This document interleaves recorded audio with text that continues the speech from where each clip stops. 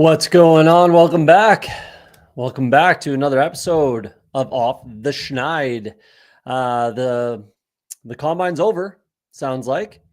O-line are finishing up today. The short shuttle's the one that I'm going to want to pay attention to. 4-4-7 in the short shuttle, very conducive for success in the NFL on the offensive line. So that's definitely something I'm going to pay attention to once those numbers come out.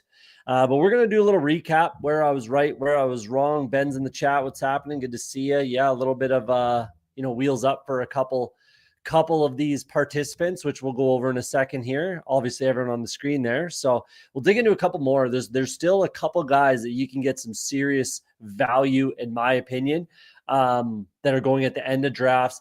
People haven't quite caught on yet. They had fantastic combines as well. So again, we'll go over that and where I was right, where I was wrong, all that kind of stuff. First things first, Sunday afternoon, we got a Paloma by Olay. It's a local company here in Calgary that makes these cocktails. So cheers. And then let's dig into it. So started the quarterback. There's really no one really participated, which we knew. No one really threw. Brady Cook, definitely the most athletic in the bunch. Tyler Shook ran way faster than I think anyone thought. 4.63. I think that's way faster than anyone. But if you look at the top, Brady Cook's the top of everything and he did everything. He competed in everything, and he was at the top of the list for everything. Howard had a decent day for what he did, I suppose. He's at the bottom of the screen for everything, but except for the 3-cone. Didn't run the 40. So nothing really to see here, if I'm being honest. No one really competed. No one really did anything at the quarterback position. So let's just jump right into the running backs. Obviously, it was the talk of the town, which we knew it would be. We knew that this was a special class. We knew it was going to be very fast, very skilled, very deep, all that kind of stuff. So my guy, Bashal Tutin, honestly, I'm kind of sick about it in the sense that I was massively high on Bashal Tutin for a long time. The first tweet I put out, the first time I started talking about Bashal Tutin was January 2nd. So I'm very willing to bet I was the first one on the bandwagon. And I was at one point I was like 40-50% Tutin early in the draft season. I thought to myself, I better slow down on this. Might get a little too aggressive. I'm really kicking myself. I should have been at honestly 100%, 80 to 100% Bashal Tutin in the 20th round. I'm really, really kicking myself. Jumped into a draft yesterday after the combine, and he started going in the 15th, 14th, 13th, 12th round, right? Which we might jump into and see if he fits there. I kind of think he does. Devontae Adams on the trade block. Hey, yeah, thanks, Rap. Thanks, Rappaport. But I'm kind of sick. I don't have more Tutin. I'm still over 20%, and I'm at about 20% in the big board and about 29% overall, which is wonderful, but I should have been at 80, 100%. I should have went full, hit him with the gritty on Bashal Tutin, really. So I'm kind of sick about that, but leads the day, fastest running back, which I'm not shocked at whatsoever. 4.32, had a great day, looked good. Jaden Blue, we knew he'd run fast. These Texas guys talking about beating the record, that was pretty sad. Blue didn't even come, not even in the conversation. Isaiah Bond, not even in the conversation. So that was kind of funny for them to go talking about how they're going to beat the record, this, that, and the other. And then they, they're still fast, don't get me wrong, but nowhere near, not even in the neighborhood of breaking the record. Brashard Smith ran fast, which was not a shock at all. 4.3, 3 guys in the 4.3s, not bad. That's pretty average, pretty normal for a running back, combine. But everybody was fast. DJ Daniel Jeremiah was talking about a golf analogy with shot dispersion. There's no one that was really slow. We'll go down the list, but no one was, really slow. RJ Harvey was faster, maybe not faster than I thought. That seems about right. Montreal Johnson, I'm still not really interested with the speed. DJ Giddens is a guy that I need to be drafting more for sure, and I have picked up some shares. 443 is not what I expected. He had a really good day, so DJ Giddens is definitely a guy moving up. Trevion Henderson did exactly what I thought he would do. I'm happy with that. 4.4 speed, perfect, low 4.4s. Donovan Edwards was a lot faster than I thought. He had a really good day too. I think Donovan Edwards is worth a share or two in the 20th round. I might look at him. Jarquez Hunter, my guy, 4.44, good looking speed. He had a decent day. I like him. I'm still going to be at about 10 to 15%. I like that. Marcus Yarns, still not really interested. Amarian Hampton absolutely crushed it. He did hit the over, so I won my. I was right on that. He did hit the over on his his 40, but obviously that's a fantastic time. I didn't quite expect that out of Hampton. I thought it would be in the low 4.5s, maybe high 4.4s. Like I said, the other day, talking about this exact situation, if he still runs a 4.48, 4.49, then we're really not concerned. I still win, and he looks really good.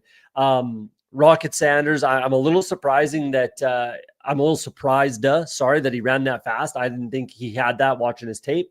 Quinshon Judkins, another guy, I did win that one as well. I picked him to run faster than the 4.51 or whatever it was. He had a fantastic day, made himself some money. Damian Martinez, that's a good time. Some of these guys got overshadowed a little bit, obviously, with, the Bayshall Tutons of the world and the Mara and Hamptons of the world, Judkins, right? So Damian Martinez is one of those guys. That's fantastic. That's a fantastic time.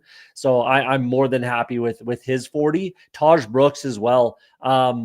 Ben, I think we talked about him on a couple streams ago. I like Taj Brooks, and I wanted, this time he had a good day as well. I've already picked off a couple 20th round shares. That's another guy that you can pick off in the 20th round if you like him, if you like his tape. And I liked it enough that I'll take a share or two. Woody Marks, I thought he'd be faster. That's going to kind of hurt him a little bit. Jordan James, same thing. Thought he'd be faster. Caleb Johnson was a big shock to me.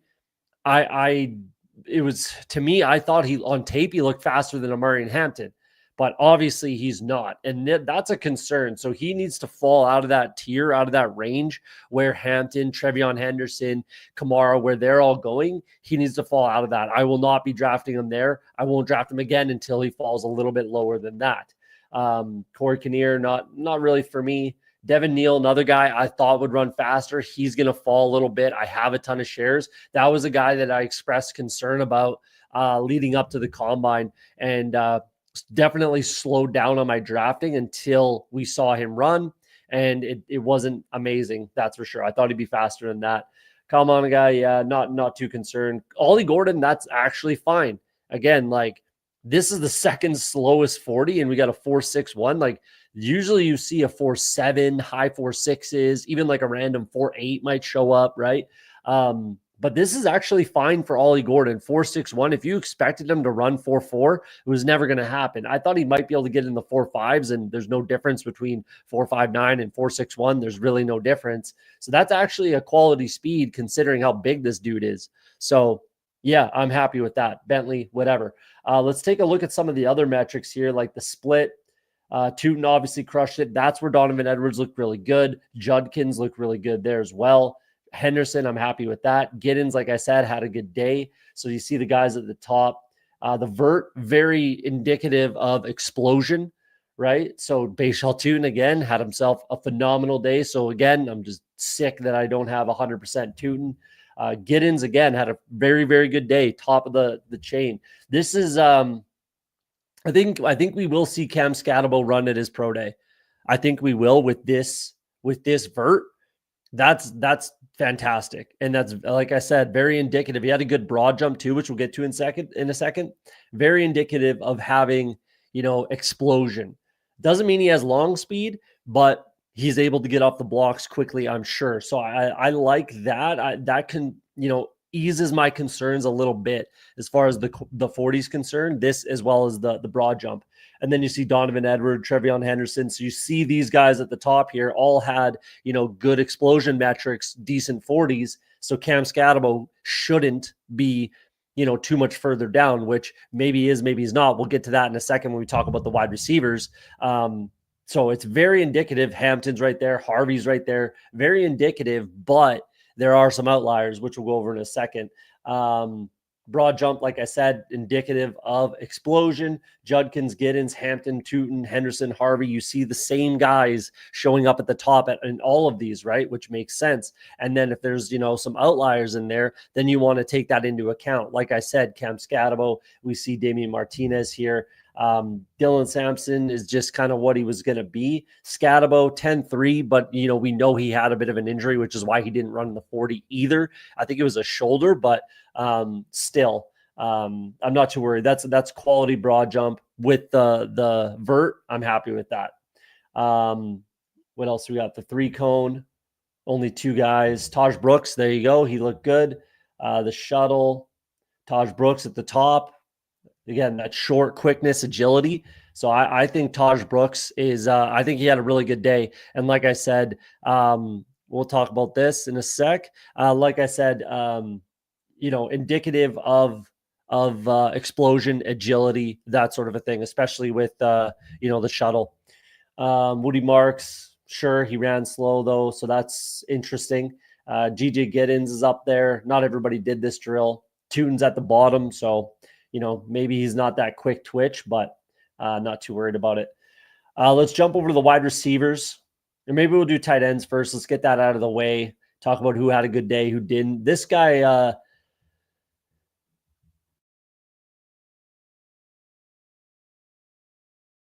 geez, I sneeze a lot on stream. Holy moly.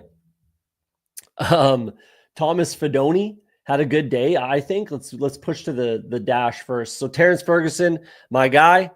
That's my guy. Pick him off a little bit. My tight end 4 looks really good. I was happy with that. This Joshua Simon guy, interesting story. It would have been really, really interesting. He had a season-ending surgery, his junior season, maybe something like that, at Western Kentucky. And if you remember, at one point, Western Kentucky had a record-setting quarterback, right? Beat Joe Burrow's, quarterback records by the name of Bailey Zappi, right? He played 1 game with the West Kentucky, Hilltoppers when Bailey Zappi was the quarterback. He had 3 catches, 73 yards, and 2 touchdowns in 1 game. Hurt himself. He was done the rest of the season, and we know what that team did. And, especially the offensive players, Bailey Zappi, the wide receivers, right? So who knows what he could have done in that offense if he didn't get hurt. So that's an interesting one. I'm not drafting him, but it's definitely a guy worth keeping an eye on. And if you play like Dynasty or something, Taxi Squad, stuff like that, keep an eye on Joshua Simon. CJ Dupree had a really good day too, breaks the 4.7. He actually had a really good day. Fedoni, he had a really good day. Fannin, we wanted to see him run, faster. Maybe he will run again at his pro day and it won't be, combine official, but if he can get in the 4.6s, then we should be all right. I'm still fine with what he did. I'm going to pick off a couple shares, but I'm really not going to focus on him like I was before. Let's take a look at the splits. Mitchell Evans, he had a decent day. Ferguson's right there. Dupree, Fannin, decent split. So that's encouraging. That he that's encouraging. At least had a decent 10-yard split.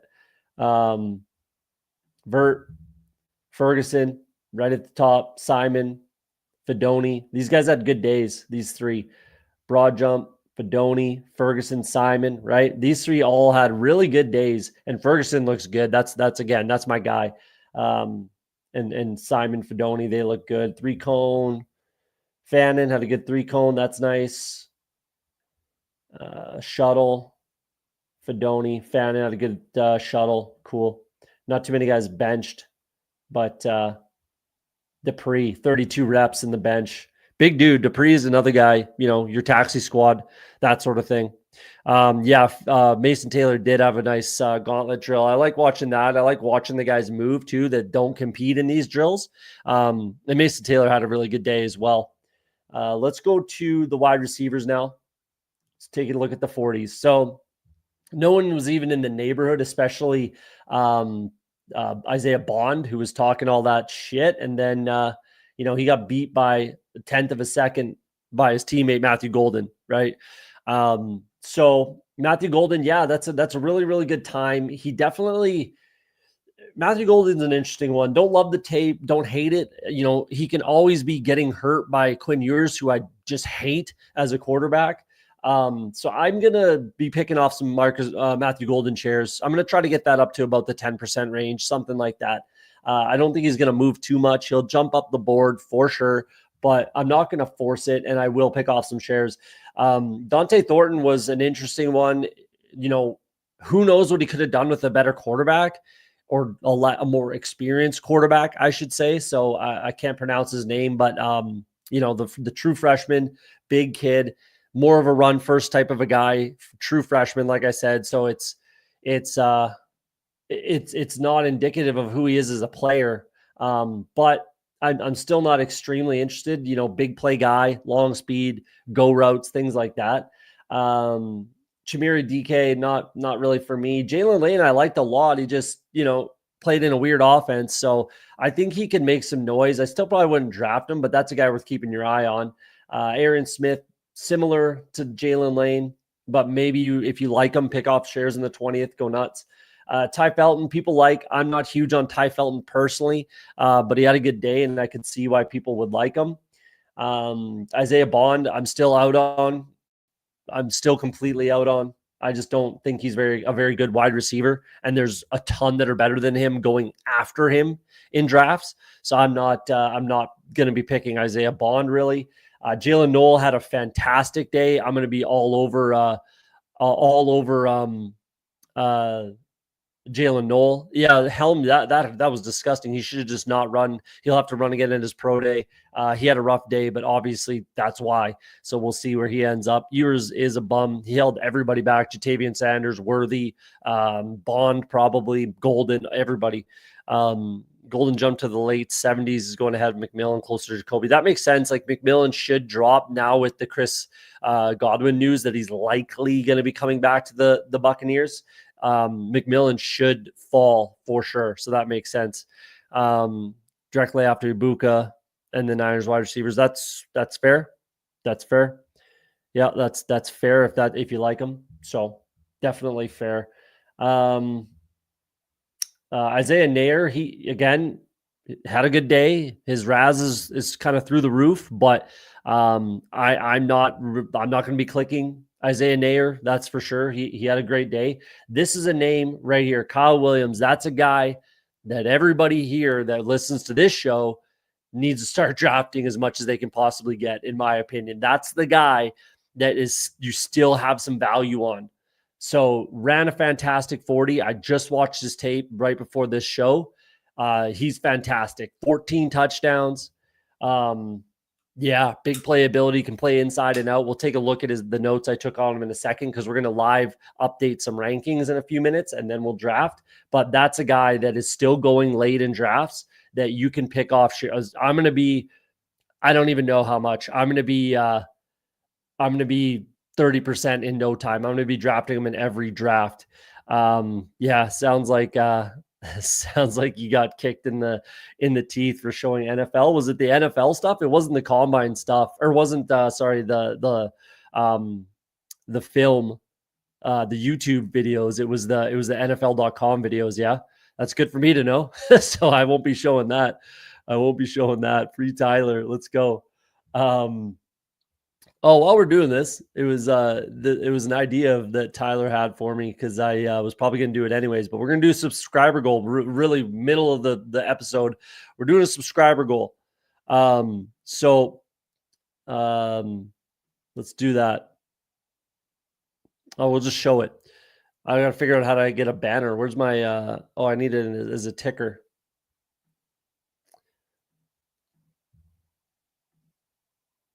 There we go. Subscriber goal.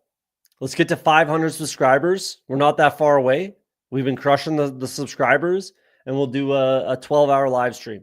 I don't have it in me to do 24 hours. You guys are crazy. Pat did 24 hours. I think Tyler did 24 hours. I'm 40 years old, man. I can't be doing 24-hour live streams. But we get to 500 subscribers before the NFL draft.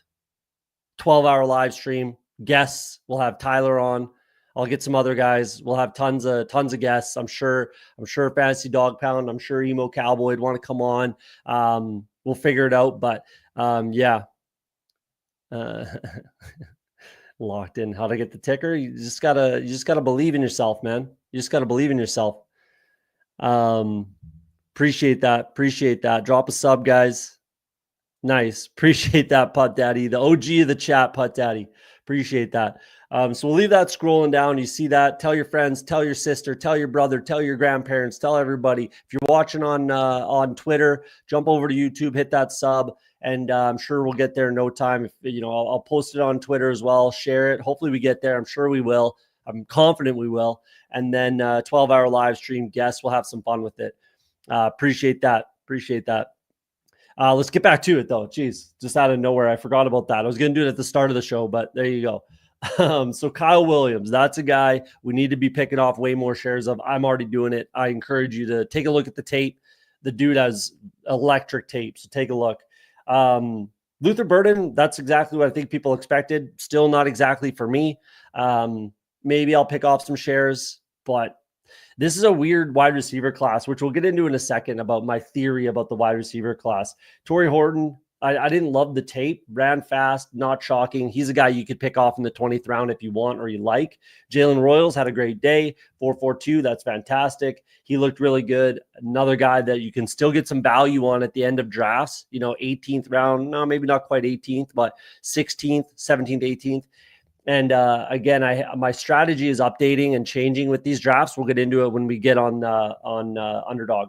Isaac Tesla, he had a really, really good day, really good RAS score. Played at like Div 2. They were the Hillside College, something like that, and then transferred to Arkansas. So he had a good day. Iomanor had a good day.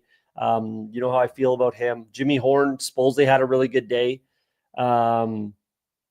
Ran fast. That's good. Jaden Higgins ran way faster than I thought.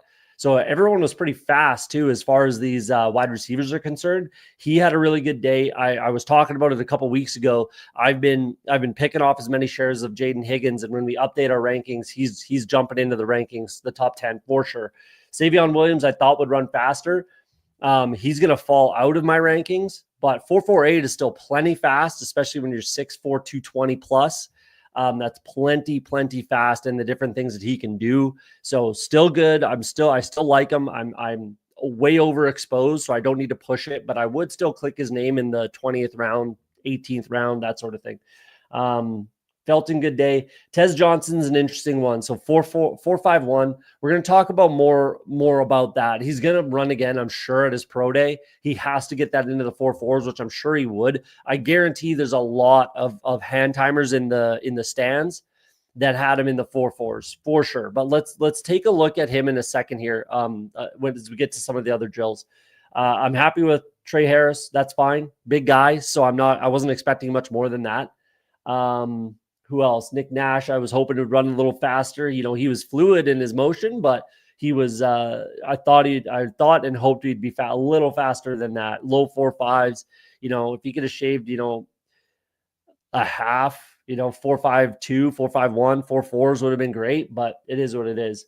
Pat Bryant, I hoped would run a little quicker. Again, just get into the 4.5s. Ricky White was a guy I absolutely thought would run faster than that.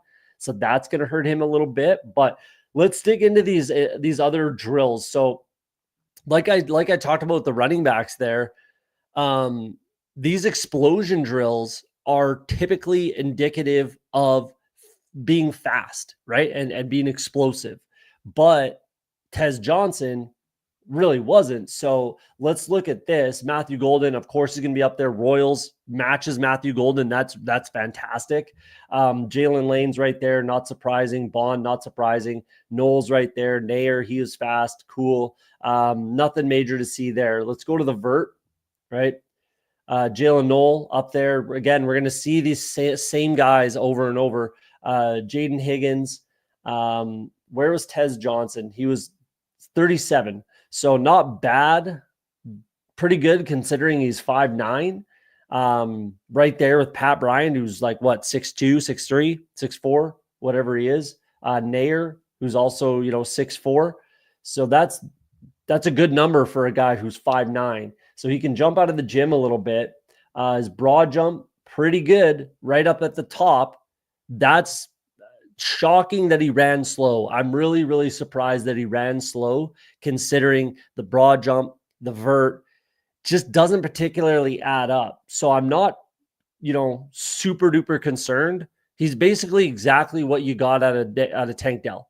He's pretty much a mirror image of what Tank Dell was. We can look at the differences in their pro days if we want, but he's very, very, very similar. So I'm not super concerned, but I'm super overexposed. So I don't think I'll be clicking him too much as we go. But Jalen Noel, another guy that you can still get decent value on. And I'm going to be picking off as many shares as I can. Slaw we see up there. Higgins we see up there. Three cone. There you go. Tez Johnson, that quick twitch stuff. So I think the three cone and the shuttle, he was tops, or he had a good shuttle, really good shuttle, right? And a really, number one in the three cone. So all that tells me that Tez Johnson is going to be a very good slot receiver. That's how I'm looking at him. It's obvious that he needs to be in the slot anyways, but I think he'll be a really good one. Those are quick twitch agility drills. So put him in the slot, and I think he'll be absolutely fine in that short space, short speed, if you will. I don't think he has that long speed anymore looking at the 40, unless he goes out and runs like a 4.42 or something at his pro day, which I kind of doubt. But either way, I'm not concerned, given that he's just a slot guy. So he's going to be able to separate at the line of scrimmage and then kind of take it from there. He's got a good feel for space. So I'm really not too concerned about Tez Johnson. Yes, he ran slow, but it's these other drills where he scored really well, in my opinion, that makes me not super concerned about what his production might be at the NFL level, given the position that I think he's going to play and live at. So a couple comments. Yeah, weird wide receiver class seems much more X heavy and less slot heavy than recent years. We'll take a look into that. Numbers say Tez is the lead on short spaces. Yeah, exactly. That's what I was just saying. 100%, but he's not breaking 80 yarders. Absolutely. This is exactly how I feel about Tez Johnson. He's who you want on third down. Absolutely. Slot guy, short space, short speed, create space. I'm not super concerned. I'm really, really not. So let's leave that there. What I want to do is jump into the rankings that we had going. And we're going to update some rankings here. This will be the last time that we do anything rankings wise until after the draft. So as far as quarterbacks, let's put Cam Ward at 1. He's going to be my, it's who I thought would be my quarterback 1. That's who I'm putting there. Cool. Done. He's my QB 1. QB 2, I'm putting Will Howard, because I think he's the most ready to start NFL games right now, even over Cam Ward. But Cam Ward has more upside than Will Howard. Number 3, I'm gonna put Shedeur. I really, really, really hope, and I think the NFL is coming around to he shouldn't even be a first-round pick. I agree with that 100%. He shouldn't be a first-round pick, in my opinion. He is nowhere near ready to start an NFL game. He needs to sit the entire season, in my opinion. If I'm drafting Shedeur Sanders, I don't want him starting a single game for me. Maybe week 18, sure, but I don't want him starting games. I think he has the talent overall. The base is there. He just really needs to learn the NFL game on the sidelines and in the film room and on the practice field is where he needs to learn how to play this game. Because if he does the shit he was doing in college, he is not going to get away with it, and he's going to get hurt. He is going to get hurt. So we'll see. But I'm not a massive Shedeur guy. I think he has the talent. I think he has the arm. I think he can get it done, but he needs to learn how to play in this league, and he's nowhere near there. Let's go Jackson Dart. as number 4. These are going to be my final rankings until the draft. Once they're drafted and we know landing spot and we know where they're going, everything like that. Why is this not doing what I want it to do?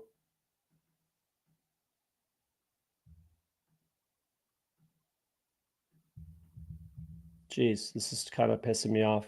I might have to reload it. Let's go like this. This is not it's not working out. Let's reload the old Excel.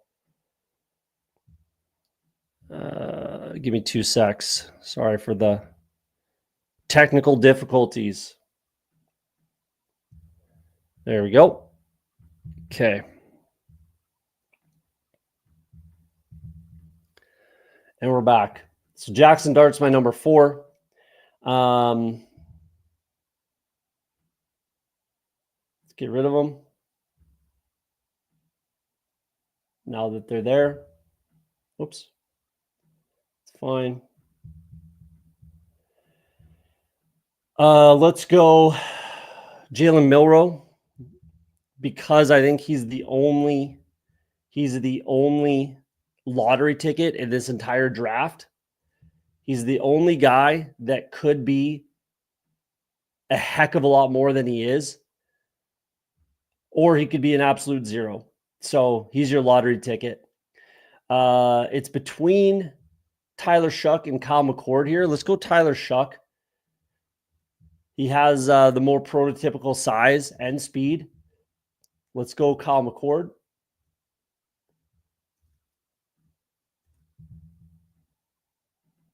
Let's go Quinn Ewers. I'll put at number 8.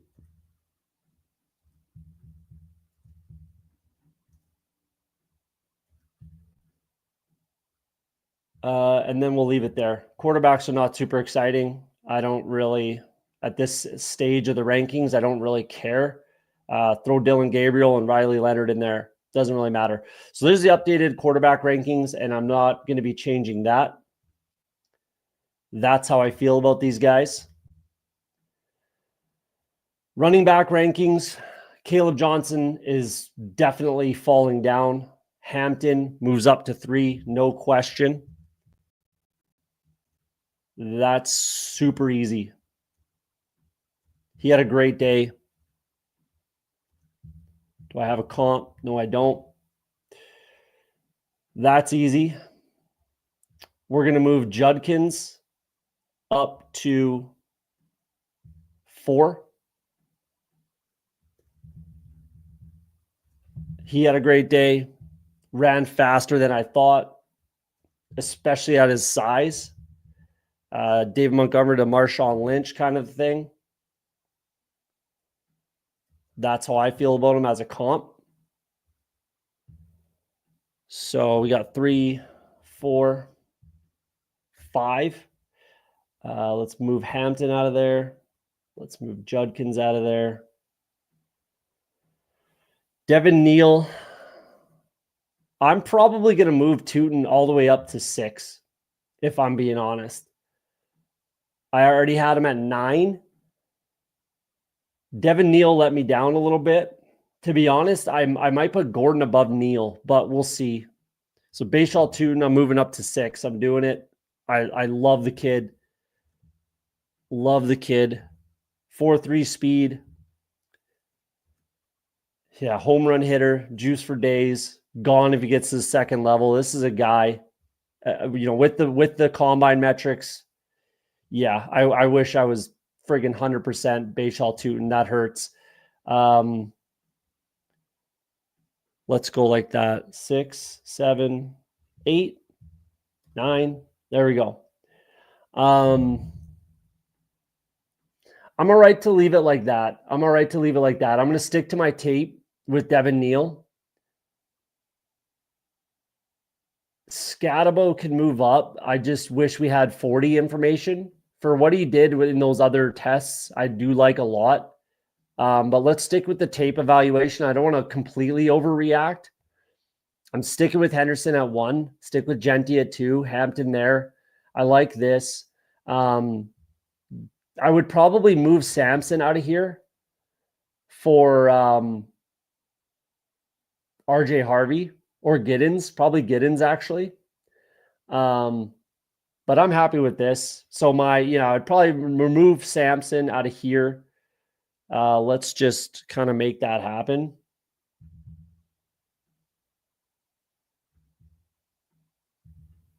There we go. So 10A, 10B, I'm still okay with that. I like Giddens a heck of a lot more. He might move up to the 10B, but I'm going to stick with Jarquez because I love the kid. RJ Harvey is in there as well. So those two, James, I'm going to stop drafting, a ton of or very much of any. LaQuint Allen, I'll still be right around the 8%, 6 to 8. Woody Marks falls off. Taj Brooks, I'll be picking off a little bit. I put stars for guys who did well at the combine that I don't have ranked.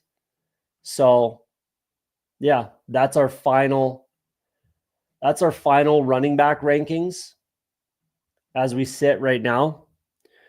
What do we got for chat? Tez and Bond both look fine in the drills, definitely. I thought Neil did poorly, but I think Gordon did worse. I don't think Gordon did bad, man. Like, honestly, 4.6 is not slow for him. It's really not. That's what he runs. That's who he is. I'm not shocked or surprised at that one bit. Tootin, really good vision to the scouts. We'll love him if they dive back fumbling issues. Only concern. I didn't see much of that on tape, so I'm okay with that. This is my final. I'm not changing it. Scatabo, I think he could move to right here above Gordon, above Neil. I just really wish I had the 40 information. But again, those ancillary drills are indicative of him being quick, potentially fast. We'll see what he runs in the 40. I still won't change it. I will draft him, but I'm not going to change this. That's my final running back rankings, which I'm really happy with. I really, really like these rankings, actually. Let's move it over to tight end. I'm actually really good there. I'm fine with where I'm at. Everything stays the same. I'm leaving Fan in there. I don't really care. The tape is there. Mason Taylor's a guy that I might move up over Arroyo, but I'm going to leave it where it's at. Gunnar Helm, I'm keeping there. Yes, he twisted his ankle, but he still didn't look good for me. Burning Stool's fine there. I would probably put Dupree, I don't know, Gadsden in there. Jackson Hawes is a bit of a mauler, but he's just a blocker type of guy. So probably Dupree right here is who I'd put in. Let's fire him in there right now. He's a guy that had a good Senior Bowl. I liked his tape, and he ran faster than I thought he would. So let's put Dupree, and he looked good in the sled drill. He looked good as a blocker. So I'm going to put him right there. I'm happy with that. That's the final tight end rankings, which I like that as well. And I was pretty close. I don't have to move anything. I'm happy with that. I feel like I did well with my tight end rankings. And then wide receivers, I'm leaving Ibuka there. I'm leaving Trey Harris there. I'm fine with how fast he ran or slow, depending on how you look at it. Jack Besh had a really good day. He didn't run the 40, which kind of sucked, but he had a really good day in what he did. He looked really good in the gauntlet. I'm still happy to have Jack Besh there. I'm happy to draft him. And that's another guy you can still get value on, in my opinion. I'm fine. I'm not changing any of this. I'm going to leave Burden there. I'm leaving everything where it's at. The only guy that might move up is Golden, but him and Royals were really close for me for just film wise. And then, Golden was faster in the 40 overall, but their split was the same. So if I just think that Jalen Royals is a better overall wide receiver on tape, then I'm not changing it. I'm going to leave it there. The one guy that disappears from the top 10 is Savion Williams, and Jaden Higgins goes into the top 10. Whoops. He jumps into the top 10.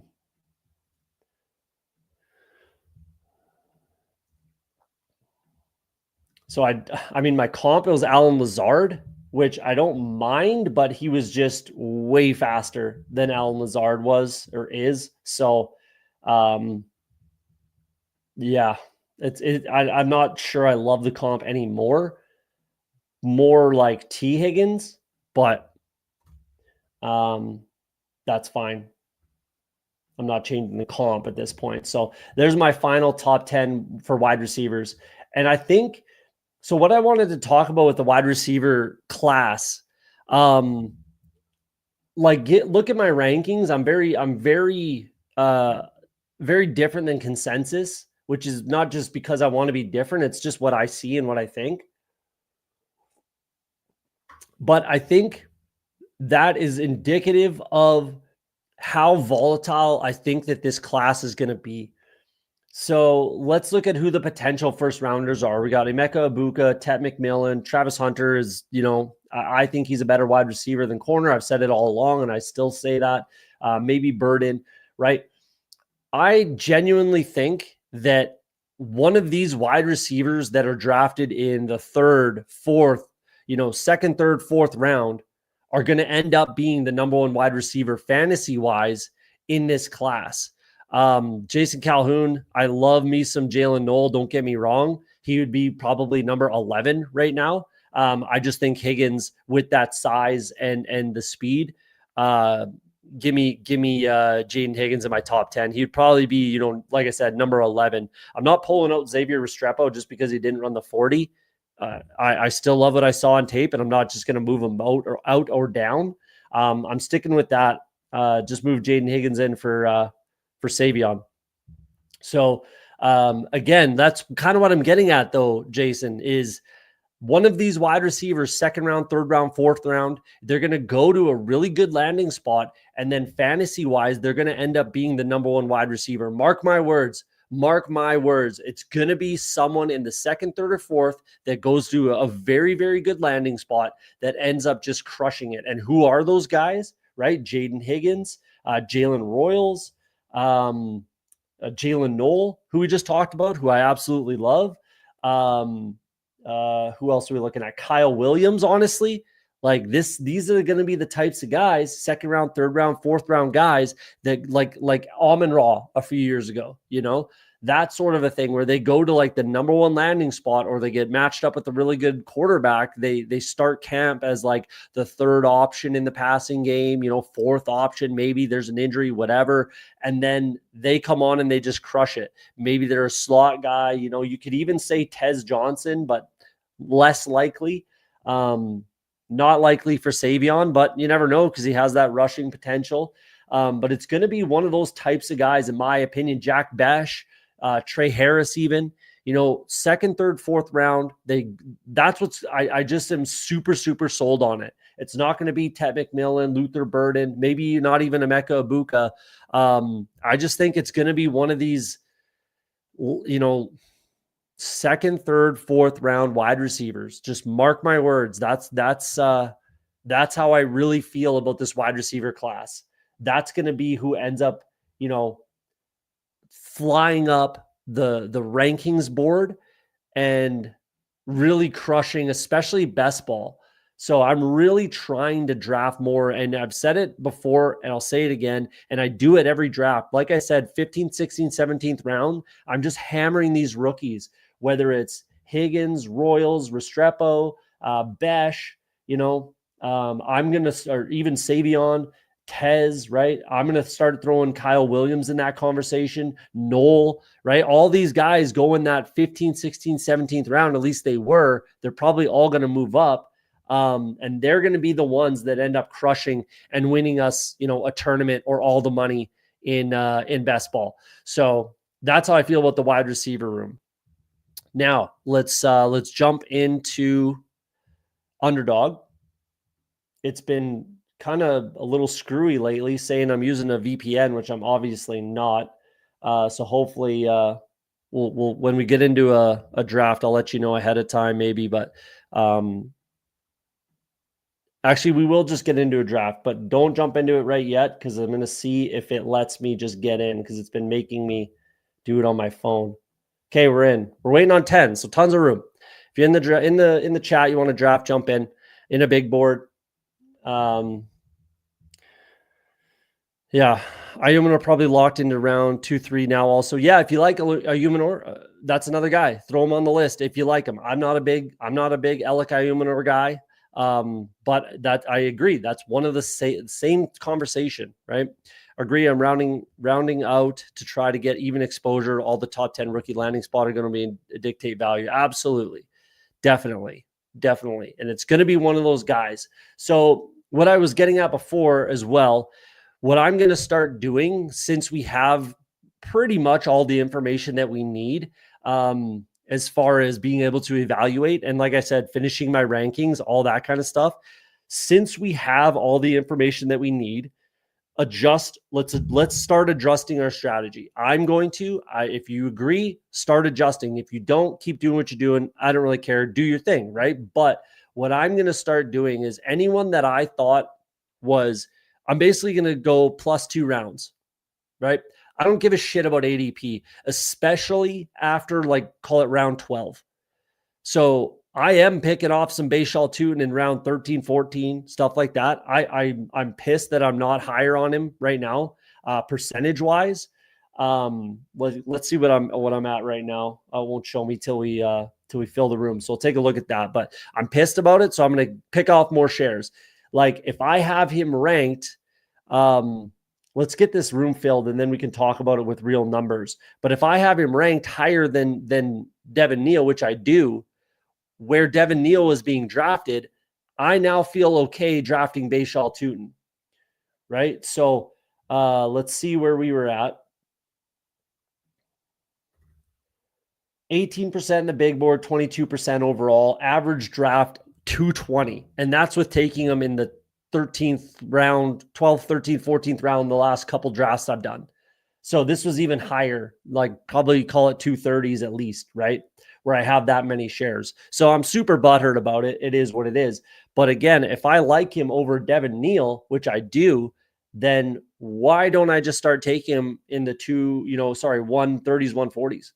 And that's what I'm going to do. I don't really care if people disagree with it. It's what I'm going to start doing. But either way, like I said, I'm going to start pushing these guys up 2 rounds. If I liked a guy in the 20th round, I'll take him in the 18th, or higher even. But if I liked him in the 18th, I'll take him in the 16th, 16th, 14th, 14th, 12th. You get it? So I don't really care about ADPs right now past the 12th round, which I always say, I haven't typically in these drafts, because it's the big board. It's a little bit different. I'm going to take Bijan here. I've been trying to pick off more shares. I'll go over who's in the draft in a second here, but I'm just pushing guys up. It is absolutely get your guy season. It is get your fucking guy season right now. Like, that's now that we have all the information and we have all our rankings and we know what we know, get your fucking guys, get your stacks. Don't give a shit about what anyone says about ADPs or you reached on this guy or whatever. Throw it all out the window. That's at least what I'm doing. So if you do that, if you want to do that, go nuts. That's what I'm doing starting right now. I have a lot of bullets left, and I'm going to get my guys. I'm going to get the exposure I want to my guys, and I really don't give a shit where I take them and what anybody says about my strategy. So that's what I'm doing. Who do we got in the draft? We got Huron River Rat, Jason Calhoun. Thanks for coming in. King of Kings. Appreciate you. Thanks for coming in the 2 spot. I'm not sure if this guy's in the chat. King Cause 88, not sure. Game God in the 6 hole. Thanks for coming in. Ben's in the 7 spot. That's nice. And that Davin, I know this guy has been in the chat before. He's drafted with us before. The 10 spot. Best Ball on Call. Tika 144. Interesting name. In the 10 hole. He went 12th last night in one of my drafts. I was pissed. Yeah, you got to start taking him in the 12th. Like I said, if you have him ranked ahead of Devin Neal, just take him where you're taking Devin Neal. That's at least what I'm going to be doing personally. I really don't care. Yeah. Get your guys, speak my language. There you go. Hey, you pronounced it right. I'm in the 4 hole. King Cause. There you go. Good luck, man. Nice. Thanks for coming in. Appreciate it. Bullet 138 for Ben. I saw 90 something, 91, 92, something like that. So I'm happy that I can round out my exposure and do what I need to do what I want to do, make sure I get my guys. I have a lot of time, and anyone that I was overexposed to, Tez Johnson, Savion Williams, I can slow down on drafting those guys. Harold Fannin, I can slow down on those guys, pick off a few more shares if it makes sense, but like get that exposure down, see those percentages, fall down to where they kind of should be. That's going to be my focus for these last, call it 90 bullets roughly.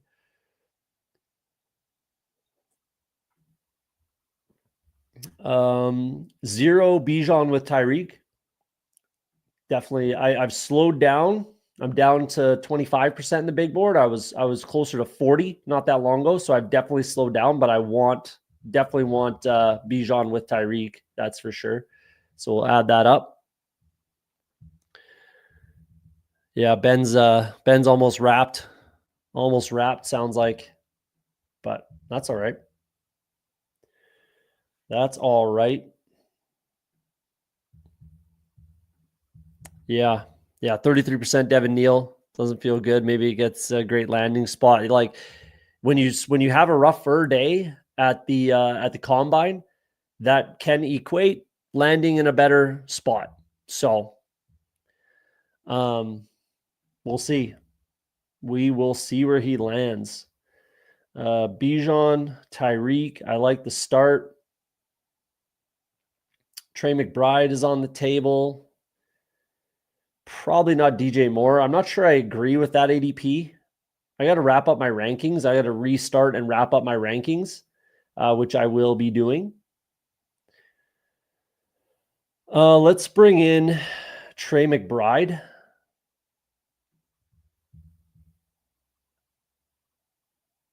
Yeah, let's bring in some Trey McBride.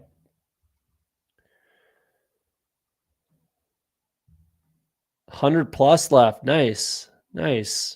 Devin Neal honestly didn't look that bad. Yeah, I agree with this. But that also, like we just did, change my rankings. Like that absolutely changed my rankings. If everyone else looks a lot better than him and film was, obviously I liked the film for Devin Neal more, which is why I'm not moving him farther down. But I agree with this. Plenty to stream. Absolutely. I got to check out your channel, actually. Best Ball on Call. You got to check out the channel. I believe I subscribed to it already. Try to support everybody. So hit that sub. You see the ticker at the bottom. 12-hour live stream if we get to 500 subs before the NFL draft. So hopefully it's quite a bit before and we can still do best ball. Big board, sorry. Maybe a new tournament gets launched. I don't know. We'll see. But if we can get there soon enough, maybe I'll do like a bigger or a biggest board on stream. That'd be fun. We did a bigger board, $100 draft on stream. Just kind of fell into that one. It was a good time. So yeah, hit that subscribe button, hit that like button, helps me out. Share with the team, share with your friends, family, anyone that's into NFL drafting, best ball, whatever. And then 12-hour stream if we get there. Obviously, it'll be on a weekend. That's for sure. But yeah. Just started. It's early. Yeah. It's stay on it, man. I've been doing this for about 5 years. So yeah. Best Ball on Call is no solid channel for sure. Yeah. I've been making videos for about 5 years. You can go back and look. I used to do a little bit of different stuff. I used to just break down every single NFL team, twice a year, literally go through their depth chart, take a look at needs every single year. For 3 years, I think I went through every single team, but I used to just make videos. I didn't live stream. And then, I started liking the kind of format of live streaming. And I don't really have time to, make videos, edit videos, chop them up, make a thumbnail, blah, blah, blah. So I just started live streaming. I'm enjoying it. I love best ball, and that was newer. So I was making videos before best ball was ever a thing. And, here we are. So yeah, it takes time, man. Stick to it. That's my advice. Stick to it if you like it. And bottom line, here's the number one piece of advice I'd give you. Do it for yourself. Like that's the only reason I made videos is because I like it and I was doing the work already just for fun and just because that's what I do. I'm kind of a sick man. We're bringing in Zay Flowers. I was doing the work anyways. I have fun with it. I like it. And then, so I decided to, start making videos with it, and here we are. So do it for yourself first. Just have fun with it. And then if people like it, awesome. That's another reason why I'm a little different than everyone else. I don't really care about opinions. I don't, hopefully everyone likes the content and appreciates that I'm different, because I just do things differently. I don't know. I think a little differently, I guess. I'm not willing to bend. I'm not willing to just jump on the bandwagon. I'm not willing to just go with consensus. And I feel like if you put in the work, then you can have that opinion. And I do, so I do. And here we are. That would be my advice to you. I would have brought up Almerian Hampton there, but good pick. I was thinking about Davante Adams, so 2 good picks for the Huron River Rat. A lot of people don't like to do this, but that's one reason why I kind of like doing it. I'm going to bring in Joe Burrow here, naked. And that's going to give me a lot of flexibility, because I have a high draft capital quarterback and a high draft capital tight end. So I've been thinking about doing this a lot more, where I can more easily do it with Joe Burrow. I would have to take a tight end in the next few rounds to really accomplish this, like Laporta. I don't know, maybe Jonnu, but even that, I'm probably still taking a third tight end. Kittle would have been, if I could have gotten McBride and Kittle, then I can stop at 2. But I can definitely stop at 2 quarterbacks. That's easy. And tight end, now I have flexibility that I can push it to the end of the draft. Whatever. I just have flexibility. So I don't mind taking a naked Joe Burrow, and then I can sort it out with guys I think will be Bengals later on in the draft. Can't find your channel, Best Ball on Call. I don't know if it's linked, Ben. I'll find it and get it to you. Should be. Is it called Best Ball on Call? Either way, check it out.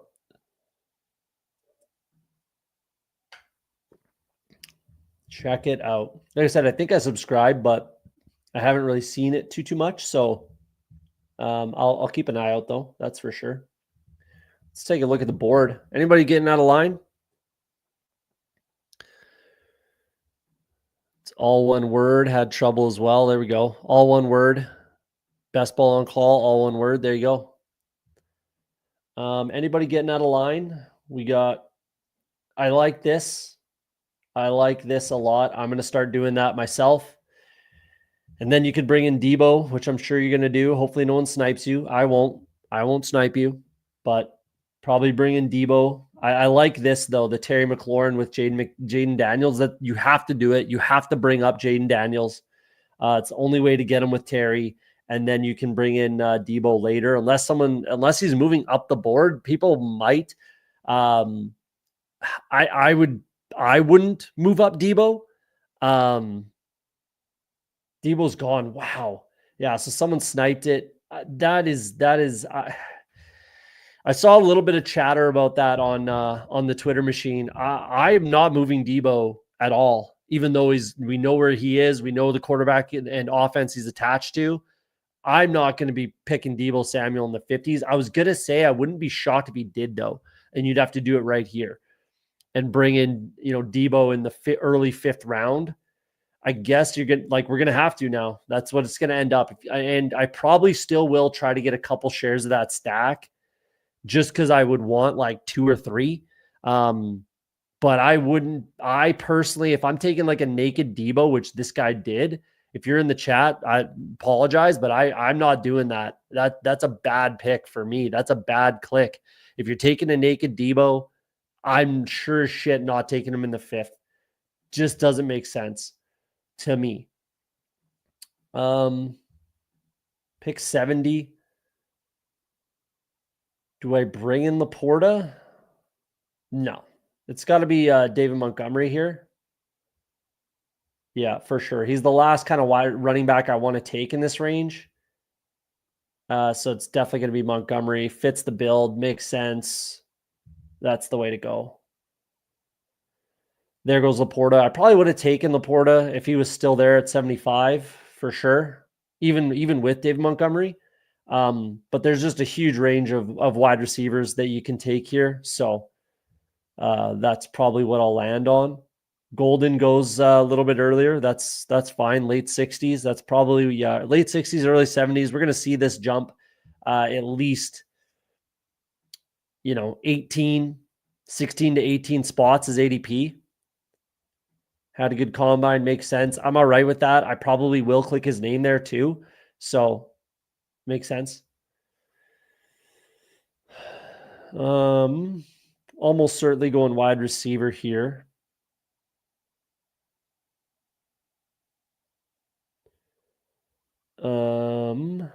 Where there? It's a little early to bring up Josh Downs, but I need way more exposure to Josh Downs. I can't bring him up that far this early. So it's not going to be him. Do I take a Luther Burden share? 5 picks after ADP? Just to get a little different.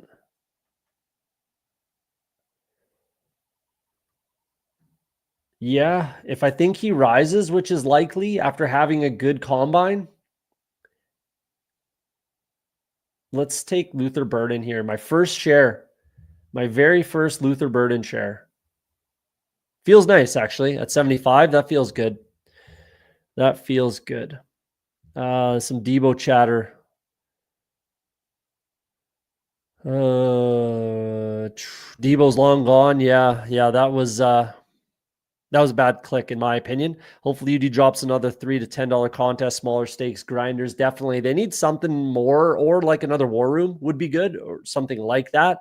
Or like a poodle, but obviously they won't name it that. But something like that, a 10 max, 5 max, 20 max would be really nice. Something that they do need to get something rolling. But once the little board fills, I'm sure they will. I'm very confident they will. Debo is worse in my opinion. I don't know.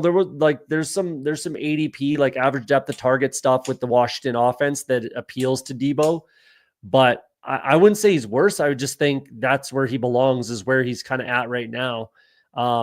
So I definitely wouldn't pull him up the board. In my opinion, he should have been there for King of Kings right there. Should have been there for one of these 2 picks. I wouldn't have sniped him. I don't think anyone else would have taken him just to be an asshole, but I think he should have been there, and that's fine to get the triple stack right there. Sorry, double stack right there. If you're pulling up Jaden Daniels, which is the only thing you can do to match him with Terry, and then he should have been there, in my opinion. So that's where I'm taking him, is right where he was. Do you trust Cliff to design for Debo? I do. Again, that ADP stuff within that offense, I do trust him to be able to scheme up Debo. It's just a matter of has he lost a step? Like, he's way overweight right now. I don't know if you've seen pictures of Debo right now, but he's like fucking 30, 40 pounds overweight, honestly. So he needs to get in the gym and get it figured out. Get on a diet and get serious. Because realistically, Debo's only had that one very serious, solid year. I was making excuses for Debo last year, and I drafted a lot of Debo, thinking he was going to kind of bounce back to like between here and here. He's not that 300 point, wide receiver, 1,400 yards. He's not really that guy. If he can get back to here, then yeah, he's worth a 5th round click. But if this is who he is, these 2 types of a season, that's who he is now. I mean, he's barely worth the, 8th round, or barely worth the 6th, 7th round, right? If that's just who he is now. So I do trust him, but my bigger concern is just with Debo as a player. To bring back with neighbors, CD Eagles. Yeah. I mean, yeah, where CD goes, like he can easily go 2 or 3, right? CD Lamb, and then you bring in Terry, and you bring up Jaden Daniels, and then you have to take Debo, like I said, in the 5th round. But I agree with this. If he's maybe 6th round, but I don't know. Nothing really changes as far as his value, in my opinion. realistically. Like, we're going to say that, Cliff Kingsbury is that much better or any better of a play caller than Kyle Shanahan. Like, that's essentially what you're saying. If you think he rises up that far and he deserves to go that high in drafts, and I don't think so. So we'll kind of see where that lands. A bit of a dead zone here. Not really happy about this stage of the draft.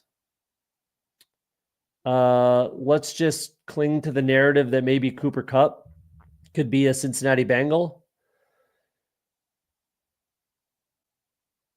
Yeah. Let's just cling to that false hope. But I'm going to get some rookies in here. So I already have one. So I don't mind like a solid veteran who, like I said, I think it was the last episode, he could be that kind of missing piece for a team that puts them over the edge. So let's do that. I'm a little leery on Ramondre right now, personally. 5% overall, 5% in this draft. I'm okay to leave it there. I'm not going to be pushing him up the board at all. Let's bring in Tyler Warren again with the possibility he could be a Bengal. Not very likely, but it's possible. Actually, I don't like that. Let's just bring in Pacheco. I'll take him here at pick 99. Let's bring in Pacheco. I'll keep taking him if it's this late. Give me Pacheco over Dobbins, ETN every time. 1A, 1B, Charbonnet. Not sure that Aaron Jones will be back with the Vikings, even though he most likely is. Probably should take Najee over Pacheco, but now it's sounding like he might be back with the Steelers, which would, limit his upside. But, Najee is probably the click over Pacheco, but I'm okay with that. Let's get back to only two shares. Debo stumbled into Daniel's stack, and one of them nice. That's a nice surprise. I didn't. I checked mine as well, and I didn't. I do have Debo with Terry McLaurin twice, but not with Jane Daniels. I'm up on Golden too, but not over Ibuka or Burden for me. Definitely not Ibuka for me. Emeka Ibuka is still my number one. He's gonna be my number one. Not changing that. He'll be my number one most drafted. But Golden and Burden would be close for me. That'd be really close. Their ADPs will end up being very similar. So that'll be interesting when they are going side by side. Best Ball and Call believes in you, or same opinion. Have a heavier bag on Ibuka, so I'm just evening it out. Yep, that makes sense. Round 8 is kind of disgusting, like the whole round, most likely, because it is a dead zone. Yeah, it's an absolute dead zone. It's a nice spot to need a quarterback. Obviously, Mahomes fell. That's nice for this guy is probably in the chat. I don't remember your YouTube name, Davin, but he's definitely drafted in the stream before. So that's really nice to get Mahomes at 85. Naked is completely fine. Josh Downs, that's a good click there. Kenny Walker falls. Nice. It's a nice looking team. I don't like the Tet bring up, but that's okay. The 8th round is nasty. It's super dead. Fair enough, Dark Side. Everything Jane Daniels touches turns to gold. That's why I like Debo. Fair enough. All the olds at running back. Yeah, that's fair. That's a fair strategy. Like I said, if you like a guy in the 10th, feel free to pull him up. Steph, what's happening? Welcome in. I think that's the first time you've been in the chat. Appreciate it. Appreciate you coming in and saying hi. 10th round.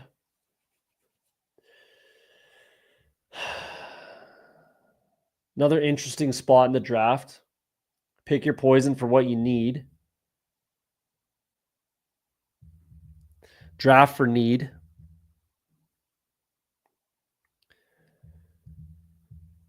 This is where you can kind of start getting your guys, I feel like.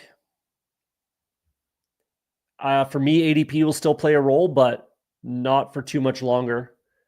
I really won't care. Like I said, round 12 to 14 and past 14 for sure. I don't give a shit what your ADP is. If you're a guy that I like and I want on my team, I'm going to draft you. And I'm going to get my exposures up to where I want them. And I don't really care what anybody has to say because it's get your guys season, boys and girls. It's get your guys season.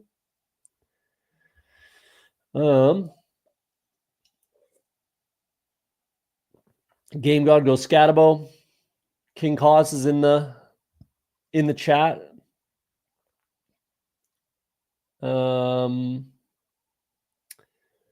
This is a decent quarterback range.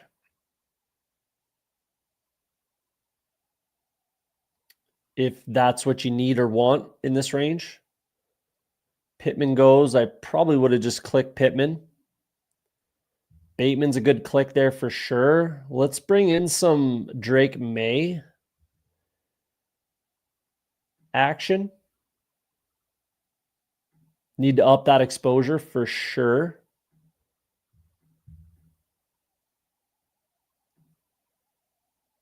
Pair him up with some of the guys I haven't paired him up with. There we go. That makes sense. Trey Harris goes. Nice click. I would have taken him at 123, 100% if he was there. Prescott goes. So yeah, in this range, you can start bringing up whoever the hell you want, in my opinion. Just do what you got to do. Get your guys and make no apologies.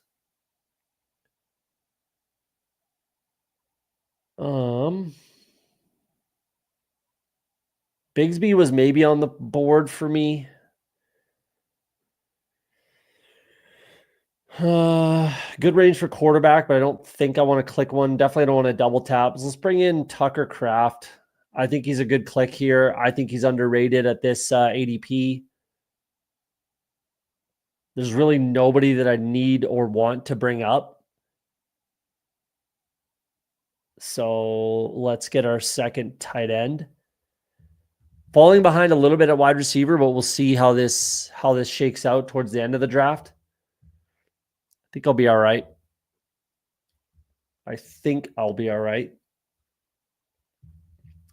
But let's see if anybody else is getting out of line here. 3 quarterbacks with Josh Allen, Bo Nix, Justin Herbert. I don't know if I can get behind that. That's a little overkill for me. Especially they're both naked. Josh Allen and Bo Nix, that's fine. Josh Allen and Justin Herbert, that's fine. Doesn't make sense to double tap there, but whatever. Do what you want to do. Josh Allen, James Cook, and Khalil Shakir, I kind of really don't mind that. If he brings in Kincaid here, most likely, then I don't hate that. But then that makes these 2 quarterbacks even more kind of obsolete for this strategy. I guess you can click Kincaid here if you want. Brings in Quentin Johnston with Justin Herbert. Sure. You can always backstack Bo Nix, but you just don't need it, in my opinion. I think that's just a little bit too much. So yeah, you can get stacks with these quarterbacks, but why? Kind of, why do that? So I don't know. We'll see. Penix with Drake London looks like. Yep. I like that. He does bring in Kincaid. So yeah, I mean, I don't mind what you're doing here, but Bo Nix was, I mean, again, it's that 8th round we were talking about, but you could bring up one of these running backs if you like them, especially because he needed a third. Just take a running back here, get your Justin Herbert, get Quentin Johnston. Sure. You got JK. So yeah, Bo Nix was the click that doesn't make a lot of sense. Get yourself a running back right here. JK maybe goes back to the Chargers. He might not. And even if he does, if they draft somebody early, then that's a tough room to break through. He's not just going to have it kind of handed to him again. That's for sure. So we'll see. I don't think he has it handed to him regardless. Even if, like I said, if he does get signed back to the Chargers and they draft like even like Devin Neal, Scatabo, whatever, any of those types of guys, he's not just gonna, go in and have the role handed to him. Let's say a fourth round running back, whoever pick a name out of a hat, fourth round running back, he's not going to have it handed to him. That's for sure. So,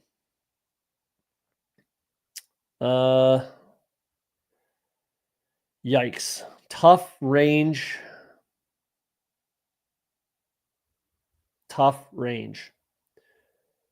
Let's get a little bit of Anthony Richardson in our lives. I'm not sure I trust Drake May enough to pair him up with Joe Burrow, so that'll finish up our quarterback room. Sorry. So we're done there. Done a quarterback, no question. McBride and Kraft.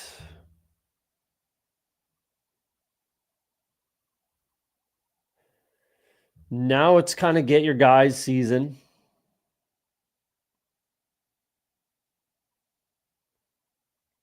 Falling behind at wide receiver for sure.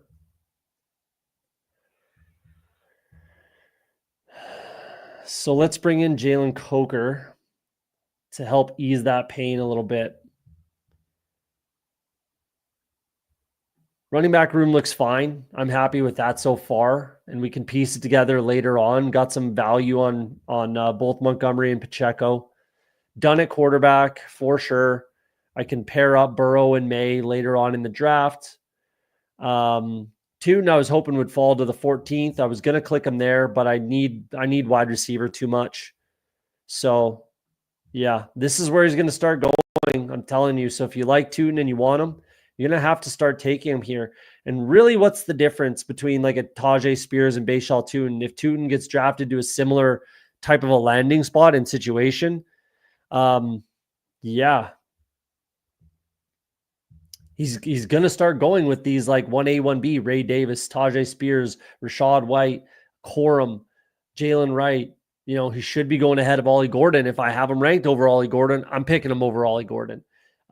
Even, Tyler Algier, like all of these 1A, 1B type of, backup handcuff running backs, that's where I think Tootin should be going. So, now that we know everything, but I'm kicking myself in the face for not having like 100% Bashal Tootin in the 20th round. It's really depressing.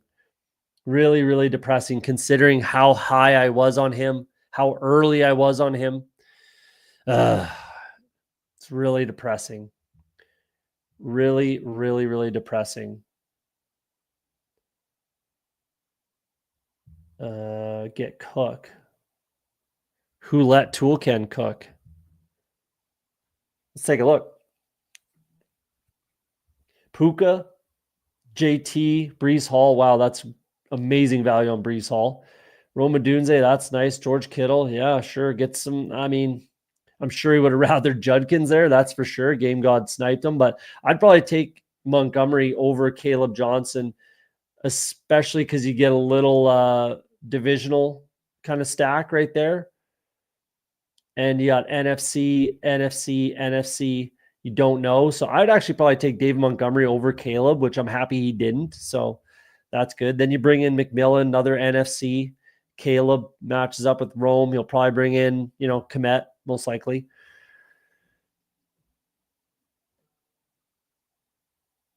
Trevor Lawrence and Tua. I'm fine with the room.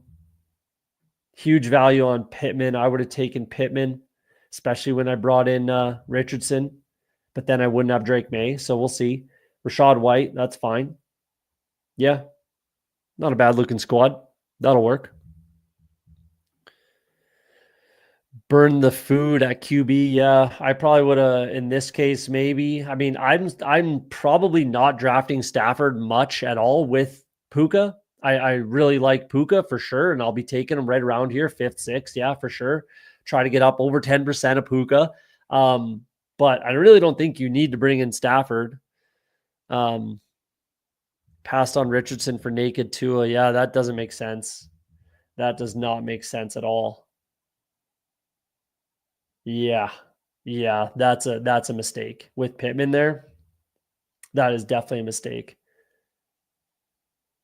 Probably should have brought in Michael Penix with Darnell over Trevor Lawrence as well.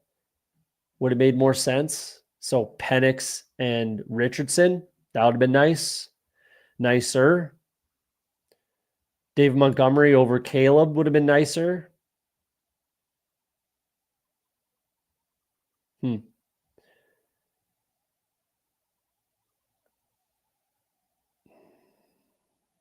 Yeah. Could have brought in Ricky Pearsall here too over Caleb. But then you got to, figure it out with Purdy. That's interesting. What are we doing here?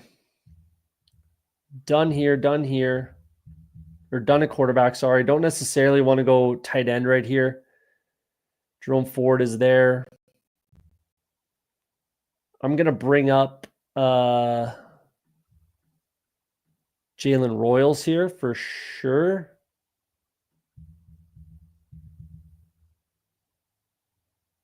Yeah, absolutely. Bring up Jalen Royals. It's not even a crazy amount above his ADP. He definitely rises to there at least, if not higher. Higgins would have been my next click, but that's good for King of Kings. Makes sense.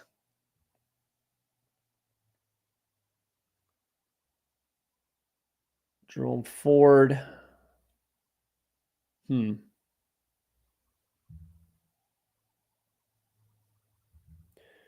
I want to talk about Whittington in a second. That's not going to be my click, but I want to talk about him. And the reasoning why he won't be my click will be why what we talk about. Let's bring up DJ Giddens. I need to get more exposure. Had a fantastic combine, and I liked his tape more than enough. So let's bring up DJ Giddens. What I want to talk about Jordan Whittington, I think it's entirely on the table that he just gets like replaced and has a tough run out. Cooper Kupp's going to be gone. Yes, Puka Nacua is the number one by far, but we're just basically saying that Jordan Whittington is going to be the next man up. They're definitely going to bring in a rookie wide receiver. So whatever rookie, I do still think that Elijah Moore ends up with the Rams. That's still my pick for Elijah Moore. Makes sense. Offensive coordinator. I've talked about it on the channel. If you've been around, you know what I'm talking about. But so Elijah Moore could eat into that. And then I definitely think they draft a guy for sure. So whatever rookie they draft for the Rams, and I shouldn't be alone here, I'm sure elders would agree, that's a guy I'm going to hone in on a little bit. You know, he might have that Puka sort of run out. So we'll see. That's why I wanted to talk about Jordan Whittington, and he's falling down the board a little bit, which he kind of should be. So there we go. That's my little bit on him. Burn the food. Cuba's getting snatched up early. Yeah, I'm typically stopping at Anthony Richardson, maybe Justin Fields, maybe Sam Darnold. I have to have, if I'm taking 3, I have to have 3 by then. Sometimes Geno, if it makes sense with my stacks. But yeah, I'm definitely done picking quarterback by about round 14. Regardless, if I'm taking 3 or 2, I'm done getting my quarterbacks. You and Frank taking guys out of my queue. Yeah, no doubt.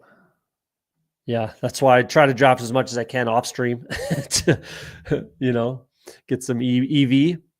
Never get Whittington hype that lasted for like 5 days. Definitely has that Puka vibe. He does. And I like Whittington. Don't get me wrong. I have him on like a dynasty team. I had him on my taxi squad. I like him, but it is just absolutely within the range of outcomes that he gets completely like written off and replaced, or he's just the exact same as he was last year, right? Like I said, let's say Elijah Moore comes in free agency. They end up trading or cutting Cooper Kupp, and then they draft someone like, I don't know, pick a name, Alec Iomanor, Jack Bash, Jalen Royals, Jaden Higgins. They draft a guy like that. What happens to Jordan Whittington's value. That's my big concern. Restrepo, right? Something like that. And then Whittington's value just takes an absolute nosedive, right? That's my big concern. So this is, like I was saying earlier, this is what I'm doing. Round 16, I don't give a fuck. I'm going to take whoever I want. I don't care if their ADP is 240. I'll take whoever you want, get your guys, get your exposure. That's the way I'm looking at things.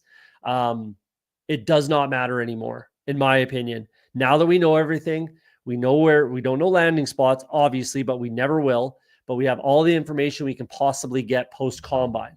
So get your guys, get your exposure, pick whoever the hell you want, starting essentially, round 14. That's why Jalen Royals comes up, Jaden Higgins comes up, DJ Giddens comes up, RJ Harvey comes up, Jack Besh comes up, right?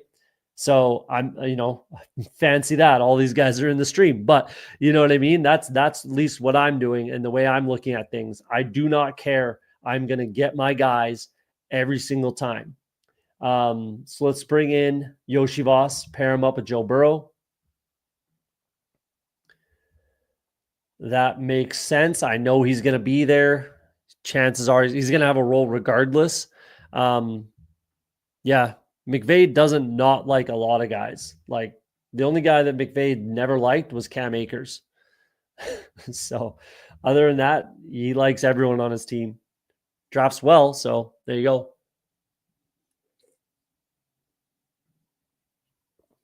Savion comes up.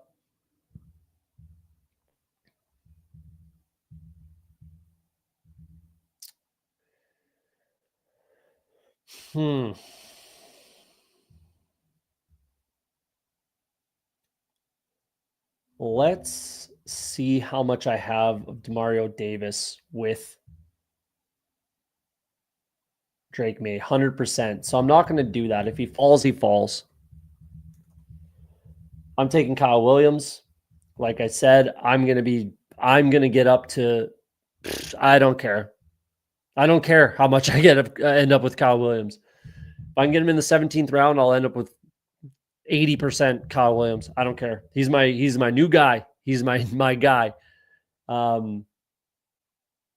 have 100% Demario Douglas is the click there, but I have 100% of my drafts with Drake May and Demario Douglas. I've given my take on that before. I can again if you want it. Yeah. We're doing a second one today. We could let's set a like goal of 25. Let's get a like goal of 25. Hit that like button. If we get to 25, we'll rip another one. 3 more subs we got, which is nice. Appreciate that. We're that much closer to the 12-hour live stream. If we get to 25 likes, we're at 18. We're at 20. 5 more likes, we'll rip another draft. If you're watching on the Twitter machine, jump over to the YouTube and smash that like button. There's 28 people watching on YouTube right now. No reason to not hit that like button. I hear rumor that Akers tapped McVay's. Probably fake news. He got his official ended up just below. I think he ran at 4.48. 4.48, 4.49, just below 4.5, but you're not wrong. That's the same. So yeah, I thought he'd run a lot faster than that. I was hoping 4.3s. I didn't think it'd probably be low 4.4s is what I thought it would end up being. But he was definitely slower than I thought he was going to be. So yeah, that kind of hurts. 25 folks, you heard him slap the button, slap that like button, guys. We're at 22, 3 more, and we'll rip another draft. You got to be firm, man of your word. If we get to 25, I'll rip another draft. If not, sorry, I got to be a man of my word. So slap the like button. If you're watching on Twitter, like I said, jump over to YouTube, hit the like button, takes 2 seconds, helps me out. We'll run another draft and have some more fun. Maybe we'll take a look at those if a bigger board is running. If that doesn't entice you to hit the like button, I don't know what will. We'll take a look. I'll take a peek. If we draft a bigger board, we'll do it.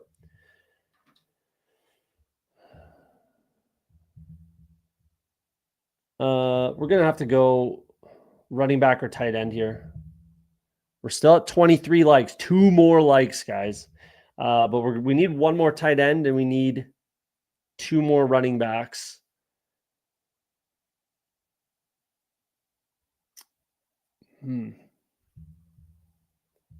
Green Bay. Oh yeah, Tucker Kraft. Let's get some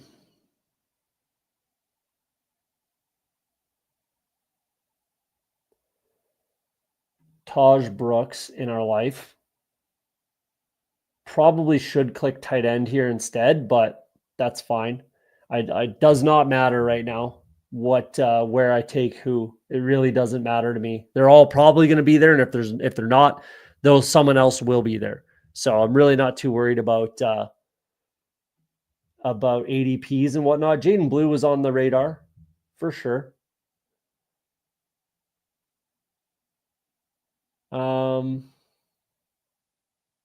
Definitely need 1 more running back.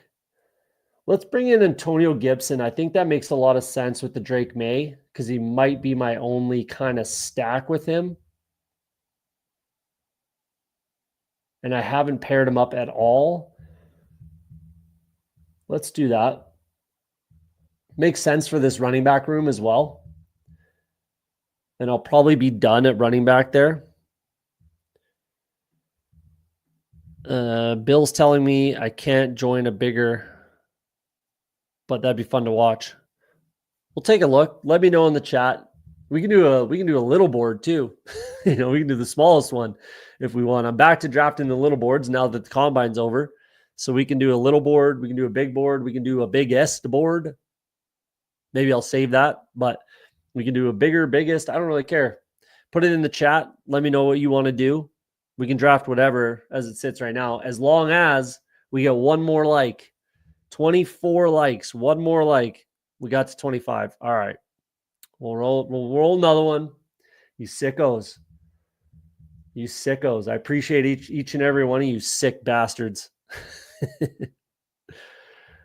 Biggest board, yeah.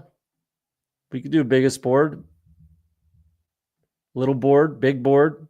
We got 1 for biggest, 1 for big board, 1 for little board. 2 for big board. Get your votes in. So far, big board's winning. Maybe I'll set it up that next stream will be a bigger or biggest. Try to get into both, and then see whatever fills and take it from there. Looks like big board's pulling away. We'll probably do another big board then. But just because we hit the 25 doesn't mean you shouldn't hit the like button. So smash the like button if you haven't. Appreciate it. Hit that subscribe button too. We're at 435 as it sits right now. So we're that much closer to the subscriber goal. 12-hour live stream. I'd really like to be ripping big boards, little boards. Hopefully another tournament gets launched. And we'll have some fun with that. Have some guests on. That'll be a good time. I'm sure all of your favorite best ball peeps would be willing to show up and show out for that. So it should be a good time. So last pick is going to be a tight end. I didn't really think it would end up being a 3-6-8-3, but yeah, I think it makes sense.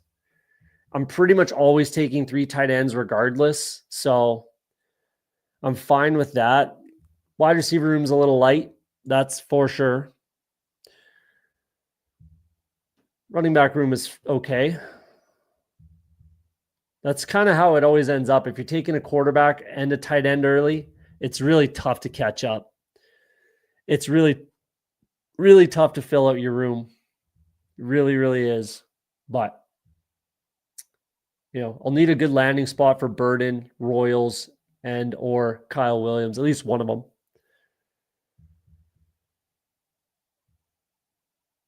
I'll take a look at the chat in a second here.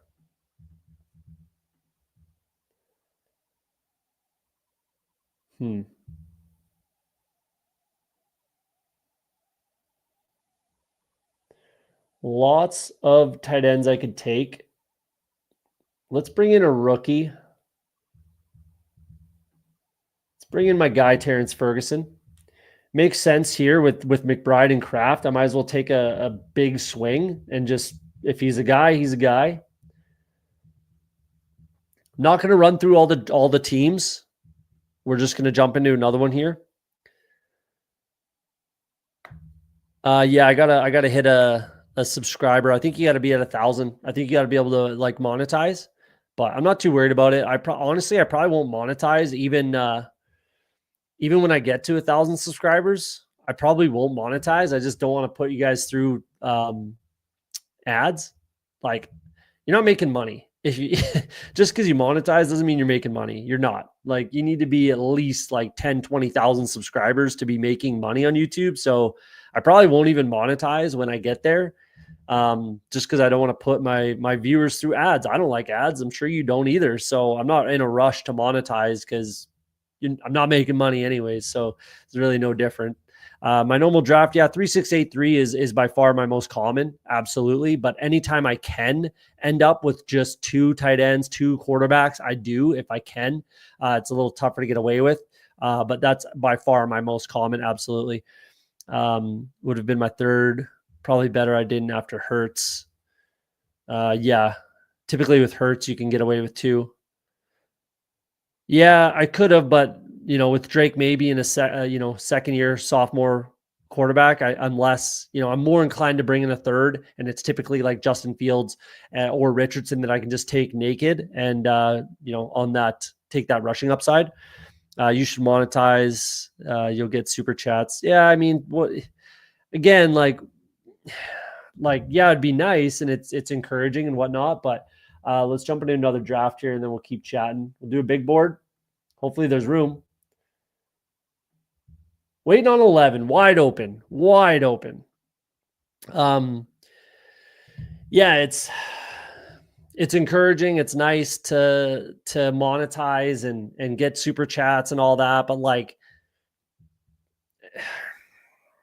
I don't know. Like, maybe if I got to like 2,000 subscribers or something, or like I had some other like guys like Fantasy Dog Pound, like Pat, he has like a revenue stream with the best ball overlay, right? So he has that. He has YouTube. Like, if you ask me, he should start selling merch, and I might do that as well. Where if I'm selling merch, off the Schneid stuff. I don't know if you guys seen me have that. I have that Off the Schneid shirt, that OTS with my logo, right? Shout out to my wife who created that logo with some direction for me, she created it and put it together.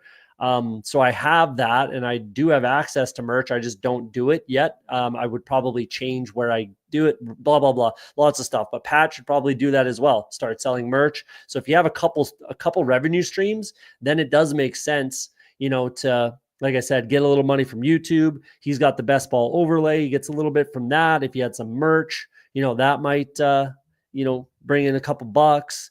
Probably gets a couple bucks from Twitter potentially. If you have a few means of revenue coming in through your brand, then yeah, absolutely. But I don't yet. And again, I always say I do this for fun. I do this for myself, and hopefully other people get some joy and some info and they like doing it or hearing it and streaming with me and things like that. But like I was saying earlier, for best ball on call, like, do it for yourself first. Do it for yourself because you like doing it and you have fun with it. And then again, if everybody likes to come in and they enjoy it and people get value from it, then it's awesome. I'm not doing this because I want to try to make money. If I ever can, wonderful. But that's not likely gonna be my future, and I know that, and I'm okay with that. So that's kind of where I sit with monetizing, and that's my whole. It's a long-winded conversation, but that's kind of where I'm at and how I feel about it. Full of sickos, most likely. Thanks. I appreciate you not coming in. There's enough sharps in here that it'll be tough regardless. At the 1-1, yeah, go sub. Everyone support everyone, man. Yeah, do it for yourself first, and then take it from there. Couple badgeless. We got some guys near. Ben's in here. Game God. We got Mr. Mufasa in this one. King of Kings. Going to be sniping me all day. I am Kaz. Haven't seen that one, I don't think. Couple badgeless. We'll see how this goes. If you're in the chat and you're in the draft, I haven't mentioned you, let me know. And then we'll wrap this one up. Yeah, side by side again. Hey, you're gonna be sniping me again? You took a couple guys I wanted. Hurt my feelings, man. You're hurting my feelings.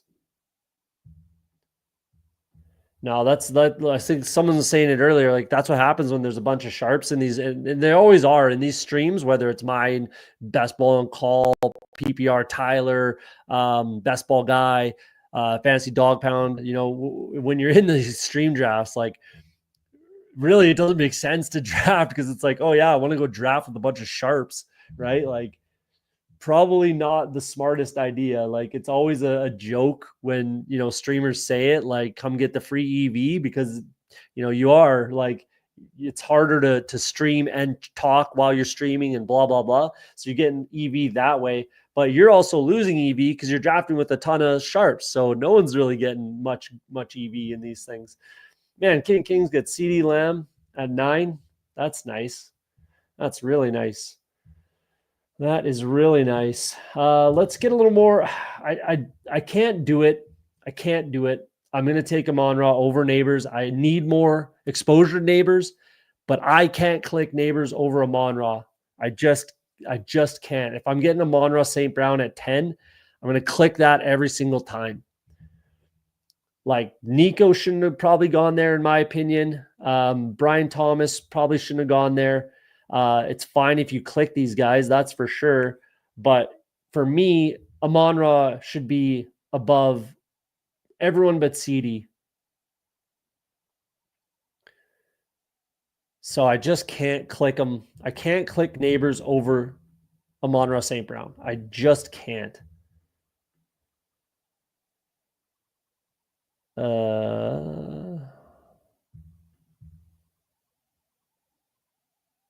Where's London? Why is London not listed here? That's interesting. Oh, there we go. Clicking buttons over here. Let's bring in Drake London.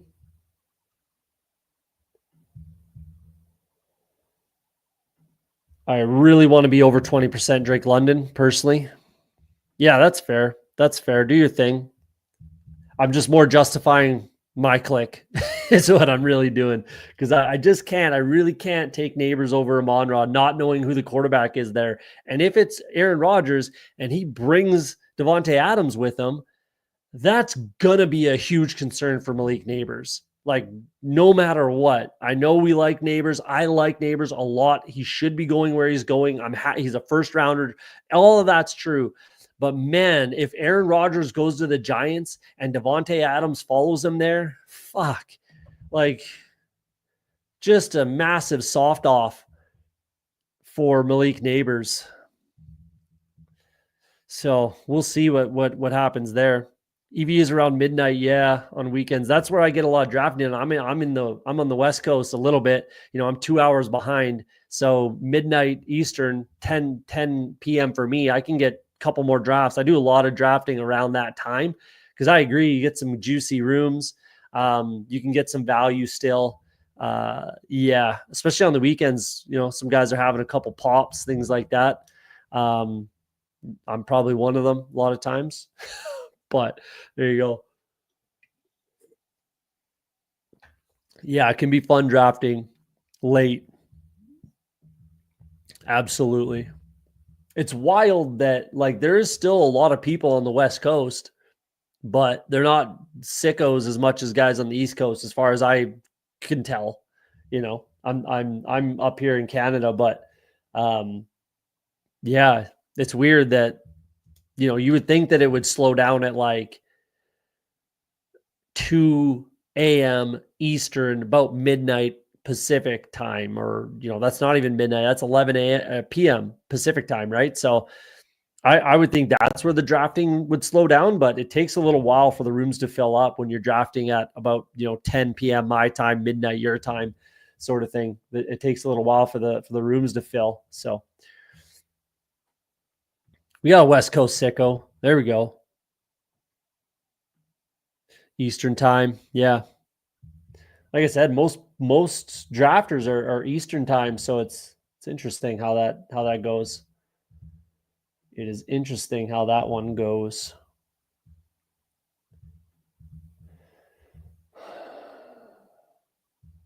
Yeah, King of Kings was going to decide that click for me. I would have taken JSN 100% there, even though I have zero exposure with these two. So I'll easily click Marvin Harrison. Whoever he didn't click, I'm going to click. There we go. Make it easy on ourselves.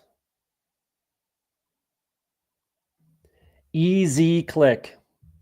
I find when you start, if you're at the back, I'll make my brings up Joe Burrow with Chase Brown. Interesting. Scared of missing out at quarterback or something? I'm not sure on that one. No, let's do Mike Evans. I need more exposure. Let's force the click. Let's stick to our what I've said a few times. I have to force it in. And this is the year I'm finally going to force myself to click enough Mike Evans. But what I was going to say, if you're at the back end of the draft here, like 9, 10, 11, 12, right? If you go wide receiver, you're almost certain to start like this, at least for me. Wow, 4 straight. We'll talk about that in a second, but you're almost certain to start 4 straight, which, what I would consider 2 sharp drafters just did right here. So 9, 10, 11, 12, if you start wide receiver, you're almost 100% going to have 4 straight wide receivers, in my opinion. And clearly, King of Kings agrees with me. 4 straight running backs, though, I really can't get behind that personally. Like Worthy's there, right? Mike Evans is there. I would have just double clicked those two probably. It's fine to bring up Roma Dunze, that's for sure. Devontae Smith is right there. Jameson Williams. There's a lot of options for wide receiver. That's overkill, especially with the rookie running back class. Yeah. I can't get behind that. This is an interesting one. So, me and King of Kings, I believe your name is Frank, right? King of Kings? Let me know in the chat. I think it's Frank, right? Your first name. I'd rather call you Frank than King of Kings every time. But we're both happy with these two. That's going to definitely, change the rest of my draft strategy for this draft. I'm going to hopefully be able to push guys around the corner, not too worried about these two. If it's, someone that is rising. Yes, it is Frank. Perfect. So me and Frank are going to be, that's music. This is music to our ears personally. I think. So that's nice. That's nice. Yeah. Yeah, I like that. That'll give us a little plus EV potentially. But Frank picking right before me kind of negates a lot of that. So that's cool. But I'll be able to push some guys around the corner that I wouldn't be able to if some sharper drafters were on my right. But we'll see how it works out. We will see how that works out. Still 0% Addison and 0% Chris Olave. That might be a hole, but I'm not concerned about it. I'm really not. Yeah, I guess this is where Debo's going. Yeah, especially with the Jaden Daniels drafters. I can't get into that. I can't get into that. Just doesn't make a lot of sense for me. Let's bring in.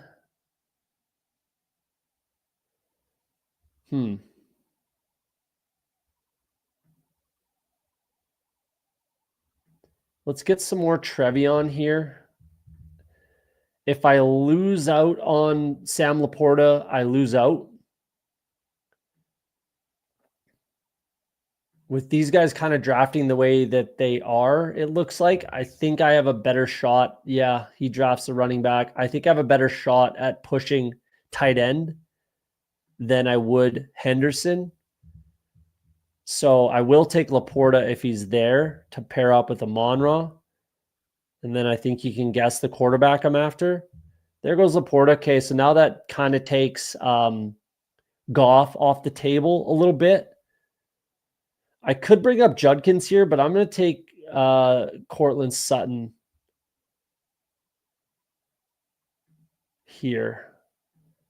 He's kind of the last, I'll click Godwin if he falls a little bit. I haven't taken 2% overall, 0 in the big board of Judy. Not that he's a bad click. It's just, I don't know. It's a scary click. Obviously, the quarterback room in Cleveland is nerve-wracking. Ben's walking his dog. Flips out. Jason Bucks. Meals on wheels.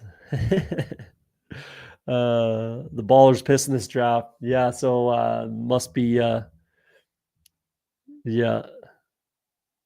805 represent. Nice. Let's take a look at the board. Oh wow, yeah. Frank's just absolutely pissing. Not bad. I mean, I'm basically right there. So and then Ben's pissing yellow too. A lot of wide receivers are definitely obviously flying up the board here. Luther Burden goes 65, which I think is right at his ADP, but no, 5 picks ahead. So that makes me feel even better. I got him at 75, 10 picks later, last draft. That was my first share. That makes me happy. I'll click him there. I'll click him there. I'm not the biggest Luther Burden guy, but I'll click him at 75. That's for sure. Yeah, it was Burrow at 38. I'm not really sure why. That's why I'm saying like me and Frank are licking our chops here with these two drafters. Like the Laporta click doesn't make any sense. So he probably should have gotten back to me instead of Cortland Sutton, but it's fine. Like I'm happy to plan around these guys just doing whatever they're doing. Like 5 straight running backs, that's the worst strategy, honestly, you could pretty much have. And then George Pickens, sure. Jordan Addison there doesn't make a lot of sense for this build. Pairs up Chase Brown with Joe Burrow. I suppose that's something you could do. Yeah. So I'm happy to have these two drafters on the right of me. Not as happy to have Frank on the left of me. So, and this guy's doing some odd stuff, bringing up Debo, bringing up Burden, bringing up Brian Thomas. So, interesting draft room, that's for sure. Lived in the 805 before. Living that Tahoe life. I don't know what you're talking about. Living in not even being an American over here. I don't have any idea what you're talking about, but that's okay. That's okay. It's obviously the area code somewhere in Michigan, I think. Or it's Lake Tahoe. I don't know. Frank takes Pollard. Let's just bring in Bo Nix. Pair him up with Cortland Sutton. That was why I took Sutton, because I knew I'd be able to get Nix right there. If Baker's there for me, which he probably should be, I'll take him. If not, Golden or Downs. So he takes Baker. That doesn't make much of any sense, which is fine. I mean, that's fine. I can plan for that. So it's either Downs or Golden, even though Warren probably should be the click and maybe will be actually.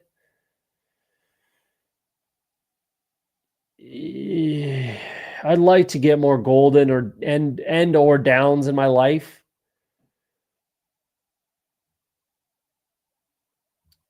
If I think Golden rises, which I do, let's just get some Golden. Get our first rookie wide receiver. I don't love that click. It probably should be Downs or Warren, but yeah. Now I'm falling behind at running back, which I don't necessarily love, but we'll catch up. Oh, Cali. Okay. There you go. Makes sense.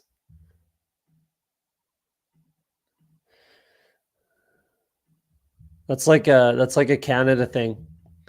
And if you say you're from Canada, it's like, oh, do you know so and so from Canada? Buddy, man. No. No, chances are I do not. Most likely I do not.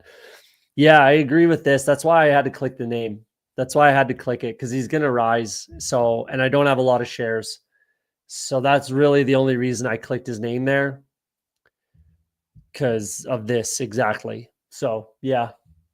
Like I said, the click is probably should be Jalen Warren, if not Downs. But again, it's just I have to take the value when I can get it, and because it's not going to be there anymore. So I'll take that value on Golden. Got to do it. Got to do it. I didn't really have a choice there, I felt, if I'm being honest.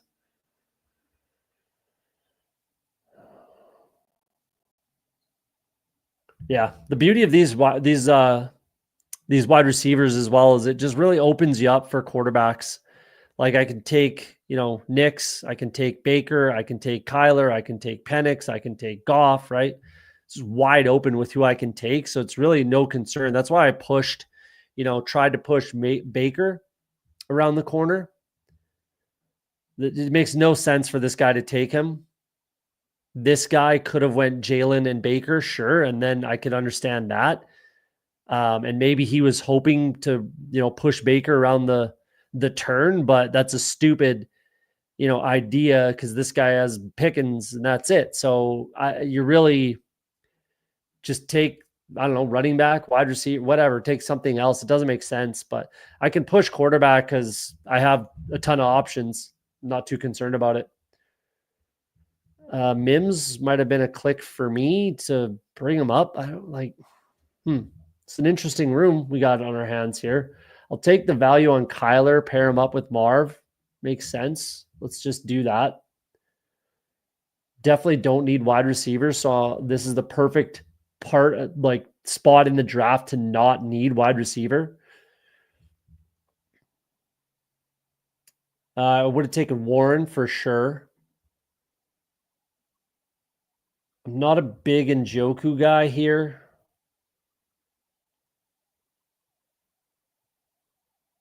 I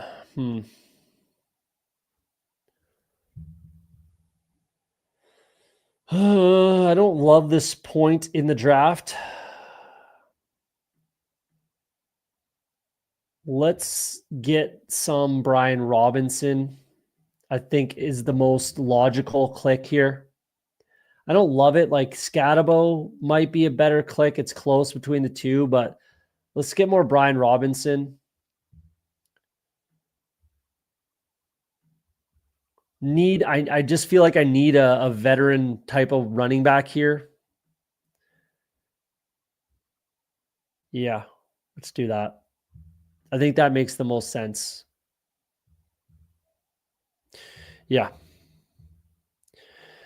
Yeah, if you're just pulling in, hit that like button, hit that subscribe button, subscriber goal before the draft. We got what, month and a half, 2 months, month and a half, almost 2 months to get there. and we need like 60. Hit that subscribe button for me. 12-hour live stream with Off the Schneid and friends. We'll see who wants to come on. Sure, we can get all the peeps to hop on and rip an hour or so. Probably do a little bit of everything. Talk about the draft as we get closer, obviously. Maybe have an hour where we just talk about rumors, go through what I do when I'll maybe show, behind the curtain of what I do when I'm building out my mock draft and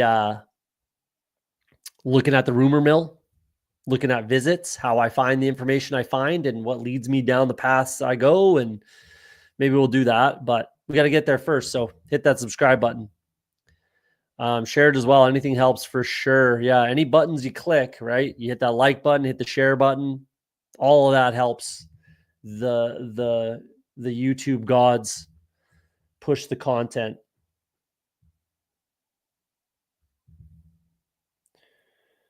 Wow. Yeah, this is like the quarterback range right here. Always is. Round 8, 9, turn, right around there. Quarterbacks just start flying off the board. Even like Caleb went a little early. Drake May went a little early. Goff might have gone a little early.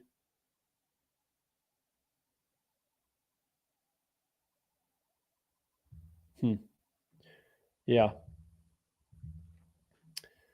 Likely, I don't love his ADP, but I am trying to pair him up with, I don't mind this strategy, actually. It's a little overkill, and then you're going to have to, yeah, I would much rather be further along with my wide receivers. I don't particularly love this running back room at all, but something like this, doing the Lamar with Andrews and Likely, and then obviously having a third tight end, I like that strategy. I don't hate it at all. Mr. Mufasa brings up Tootin. I probably would have brought him up with one of these two, my next pick. I would have brought him up right here, but that's okay. Let's do Penix now with these guys behind me doing God knows what. Let's just lock it in and get Penix.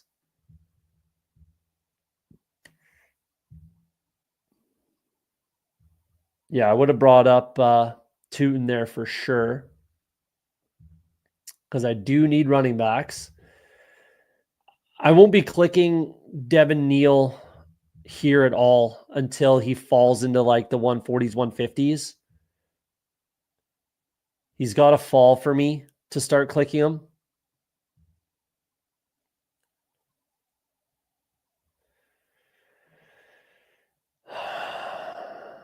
Colston Loveland makes some sense here, but I'm probably not going to do that. I'm going to bring in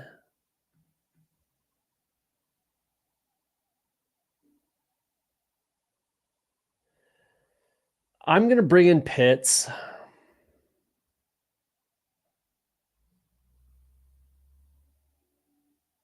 Yeah, I don't like it, but I'm going to do it.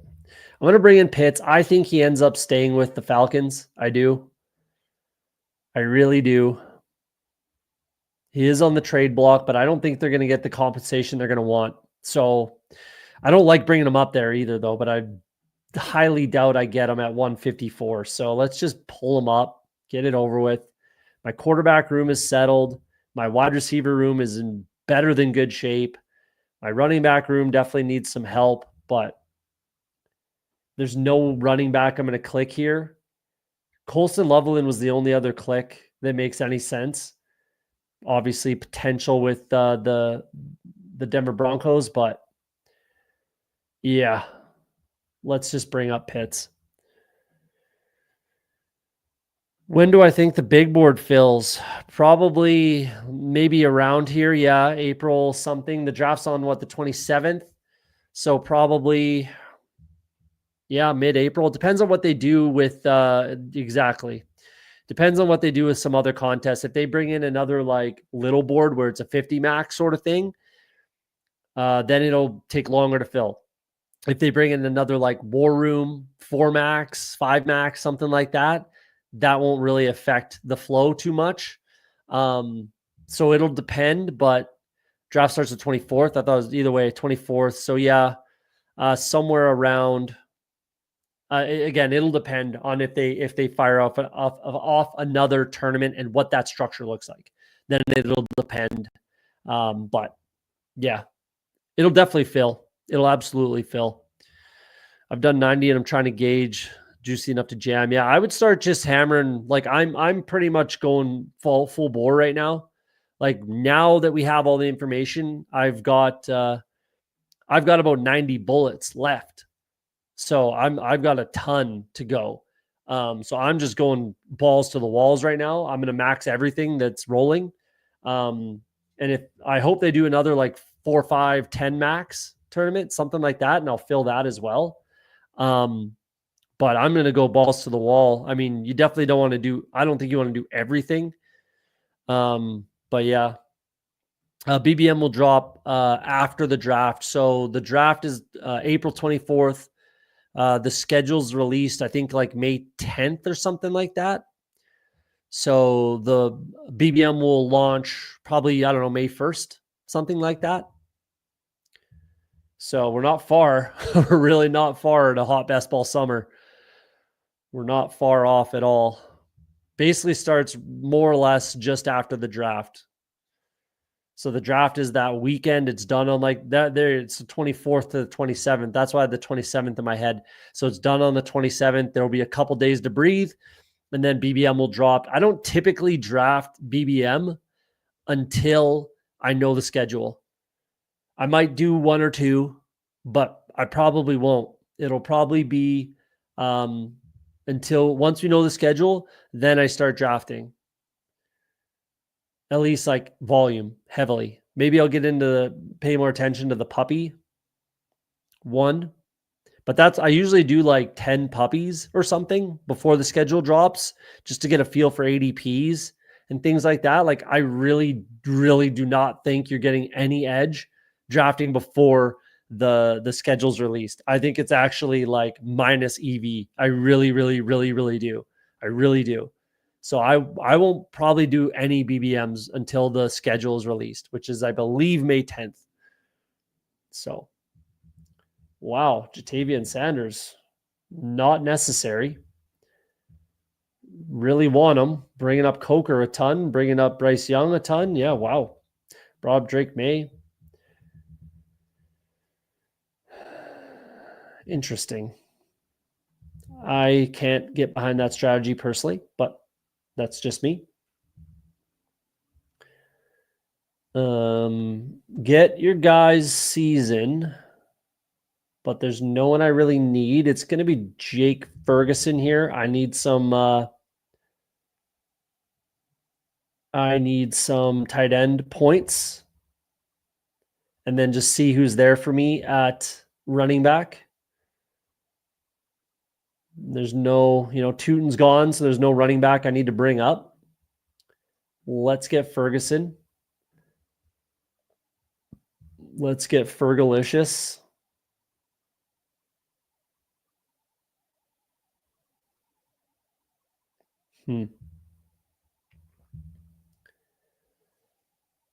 Let's get some Ray Day, probably.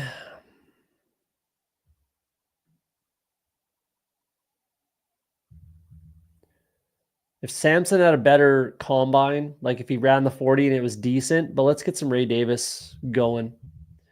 With the whole James Cook stuff, I think Ray Davis should go up a little bit value-wise.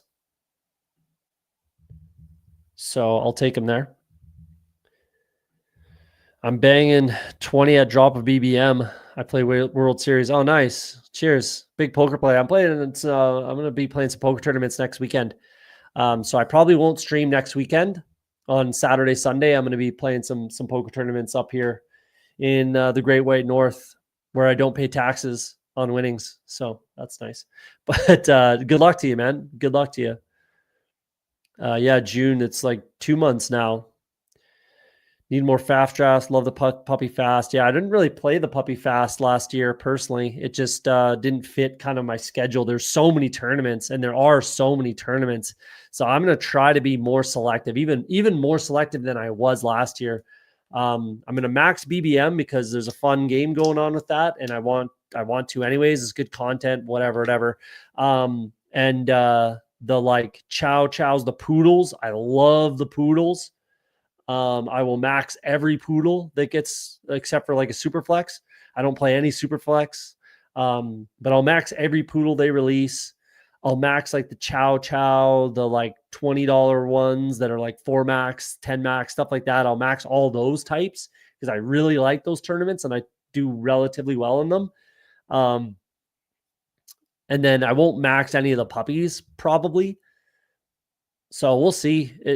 We'll see. I'll end up with like, I don't know. Last year I ended up with like 700 and change total with the big boards, and the summer was like 520 something. And then 170. I maxed everything last year early, the big boards season, which is what I'll do this year too, but there's more.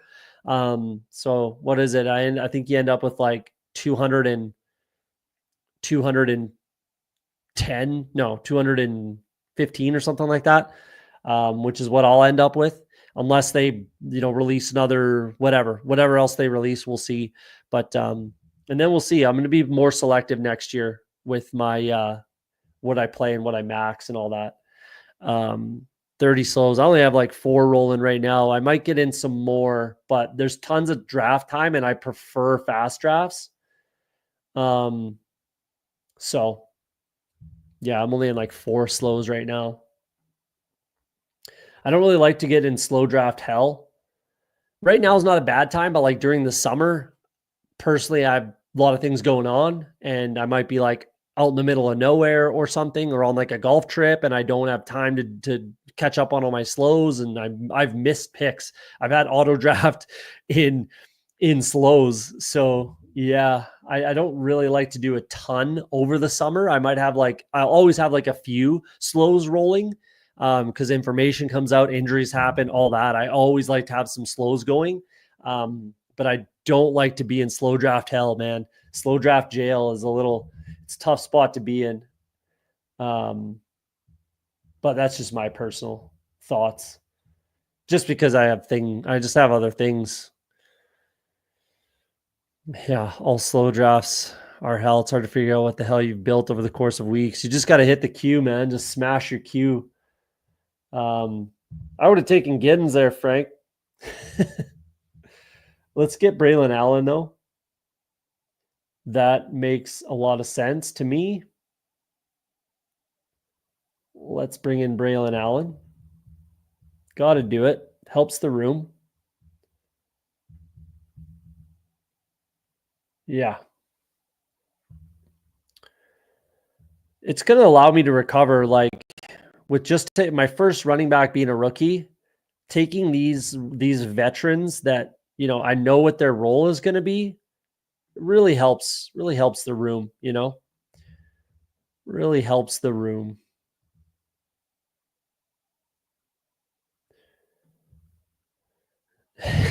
All good, man.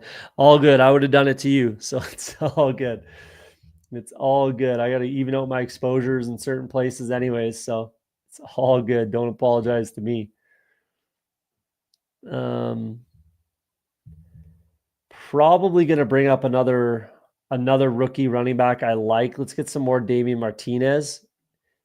Like, that's the thing. If Giddens is gone, give me Martinez. There's always another guy. 100% with Matthew Golden. That's fair. I only have a couple shares. 0% with Amon Ross. So there's a gap. Wow, brings up Mason Taylor to the 16th. Not really what you need to be doing, but that's okay. Makes me happy. Let's bring in Damian Martinez. Get another rookie I like in this room. I think I've salvaged this room as best I can. I'll take a third tight end, obviously. Don't have to push anything for wide receiver with this much talent there. So that's a good feeling. So yeah. As a KU fan, I would have given you the KSU Giddens. Yeah, that's their obviously huge rivals. So Giddens since the combine though, Giddens is a lot closer to Devin Neal for me. I still have Devin Neal like fairly comfortably ahead of Giddens, but they're a lot closer than they were. Giddens had a really, really nice combine. So he's gonna shoot up. I'm taking him around here. Round 15 sounds about right for me. Yeah, I mean, I'm taking Ollie Gordon still where he is right there. Like I'm taking Ollie Gordon ahead of Giddens and RJ Harvey, but I'll take Giddens over Harvey. So it would be like if this were the like call this range of rookie running backs, for me it would go Gordon, Giddens, Harvey. No, Gordon, Giddens, Martinez, Harvey. I would take Martinez over RJ Harvey just because of the size difference. Like RJ Harvey is going to be he's going to have a limited upside. No question. I don't think you can disagree with that. I really don't, being like 5'7", almost or around 5'8", and Martinez being as big as he is, and he still ran fast. Like 4.5 flat is very, very good at his size. So for me, Ollie Gordon, DJ Giddens, Damian Martinez, RJ Harvey. That's how I would go about that one. But yeah, Jalen Noel, that's great. Jaden Higgins and Jalen Noel, the Iowa State wide receivers. I like that with Game God. Jalen Royals, Jack Besh. Finally, people are catching on. I'm at like almost 50% Jack Besh. So that's a guy that I did keep drafting and not care about anything. But man, I wish I did that with Bashal Tootin. Oh, I'll never forgive myself for that one. If Bashal Tootin just ends up being like offensive rookie of the year or something, I'm going to be kicking myself for a long time about that. That really, really hurt my feelings when I did some drafts yesterday after the combine and saw him flying up the board. I mean, Mufasa took him in round 11 here, which I can't really fault you for. Like when I'm off stream, I'm going to be taking Bashal Tootin, and I got to get my exposures up to make myself feel a little bit better.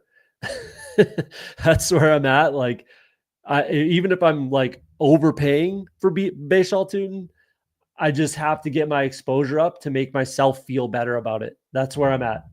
Kyle Williams, like I said, I'm gonna be way overweight. That's a guy where I'm gonna keep clicking, get to 80% exposure. I don't care. I'm gonna go full on, hit him with the gritty.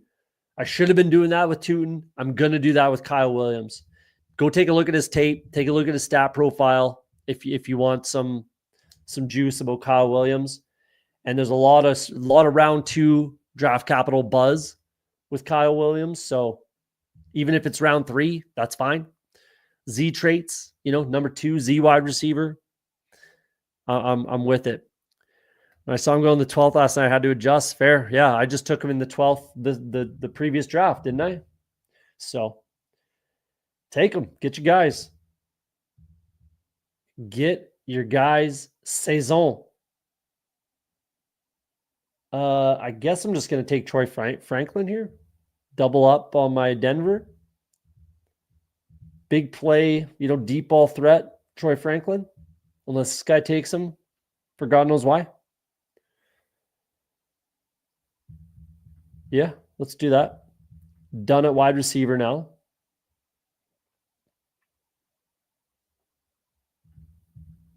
Let's do that. Done at quarterback.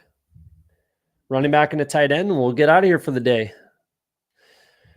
Appreciate you guys coming out. If you're just hopping in, hit that like button. Another long stream. 2 and a bit hours. Another long one. Won't be drafting tomorrow. We'll probably get a draft or get a stream going on Tuesday. And then we'll see you the rest of the week. Tuesday, it'll be, Tuesday and Thursday, Tuesday, Wednesday, Tuesday, Friday, Tuesday, Thursday, Friday, something like that. We'll have a few more streams this week for sure. And we're gonna keep pushing at least 2-3 times a week. Keep pushing till we hit that subscriber goal. 12-hour stream. If we get to 500 before the NFL draft.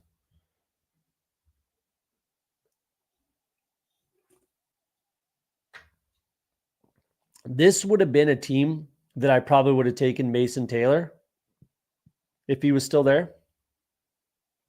I won't take Terrence Ferguson again, but I definitely need a third tight end.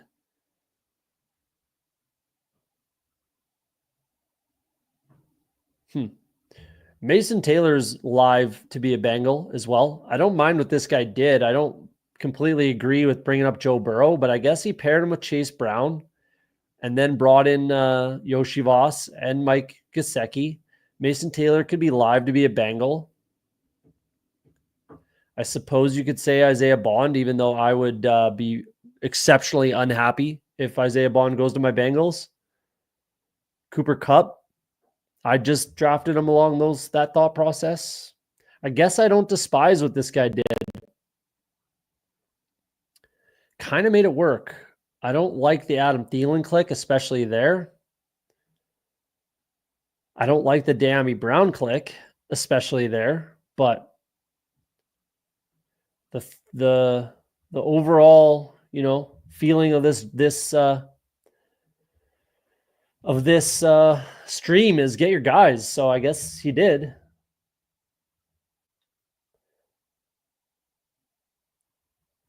Juwan Johnson would make some sense for this team actually as well, but I do already have 2 Broncos. Not that that's overkill, but I'm probably going to take Noah Gray here. I need some more, and he's probably going to do exactly what he did, at least, if not more.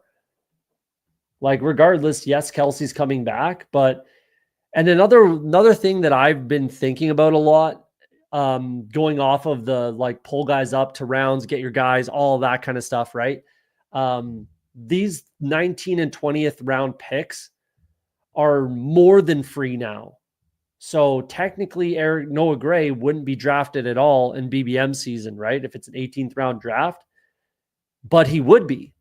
So that's the other thing is if they're 19th and 20th round picks, but you're extremely confident that they will have an ADP and be drafted in BBM season, then you should be clicking them more often. You know what I mean? Which I do 100% feel for Noah Gray. So there you go.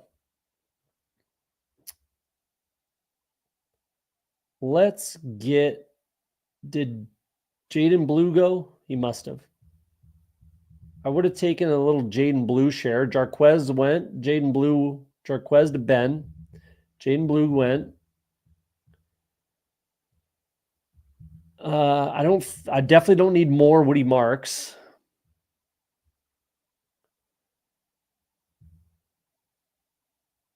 Don't want Audric Estime with the Denver side. Let's go Taj Brooks, I guess.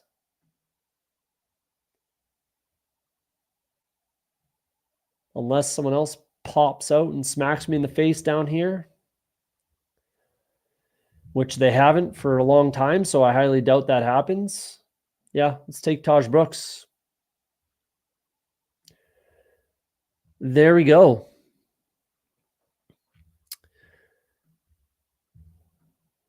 The Burrow team is an example of forcing things instead of come to you. 100%. Yeah, I agree with that for sure. Let's get your guys season. But yeah, no, I definitely agree with that. Yeah. I don't think that's a guy you need to push up the board either. Yeah, thanks for coming out, Frank. Appreciate it. Hit the like button on your way out. Hit the like button on the way out. I'm gonna jet out of here and go make some some dinner for the wife. Went a little longer than I thought I was going to, so she might not be super happy. Didn't get to go over drafts, but we did too, and did some rankings and talk about the combine, all that stuff. So I appreciate you guys coming out. Hit that like button, hit that subscribe button. Like you see, subscriber goal. We'll have that rolling down the stream, reminding people. We'll be talking about it. Hopefully we get there. It'd be fun to do. So hit that like and subscribe button. We'll be back on Tuesday, pretty much for sure. So there we go. We'll leave it there. Appreciate you guys coming out. Like I always say on Off the Schneid, if you're afraid to be wrong, you'll never be right. Hopefully today we were right. Bink a big tournament. Have yourselves a great day, great weekend. We'll see you next time.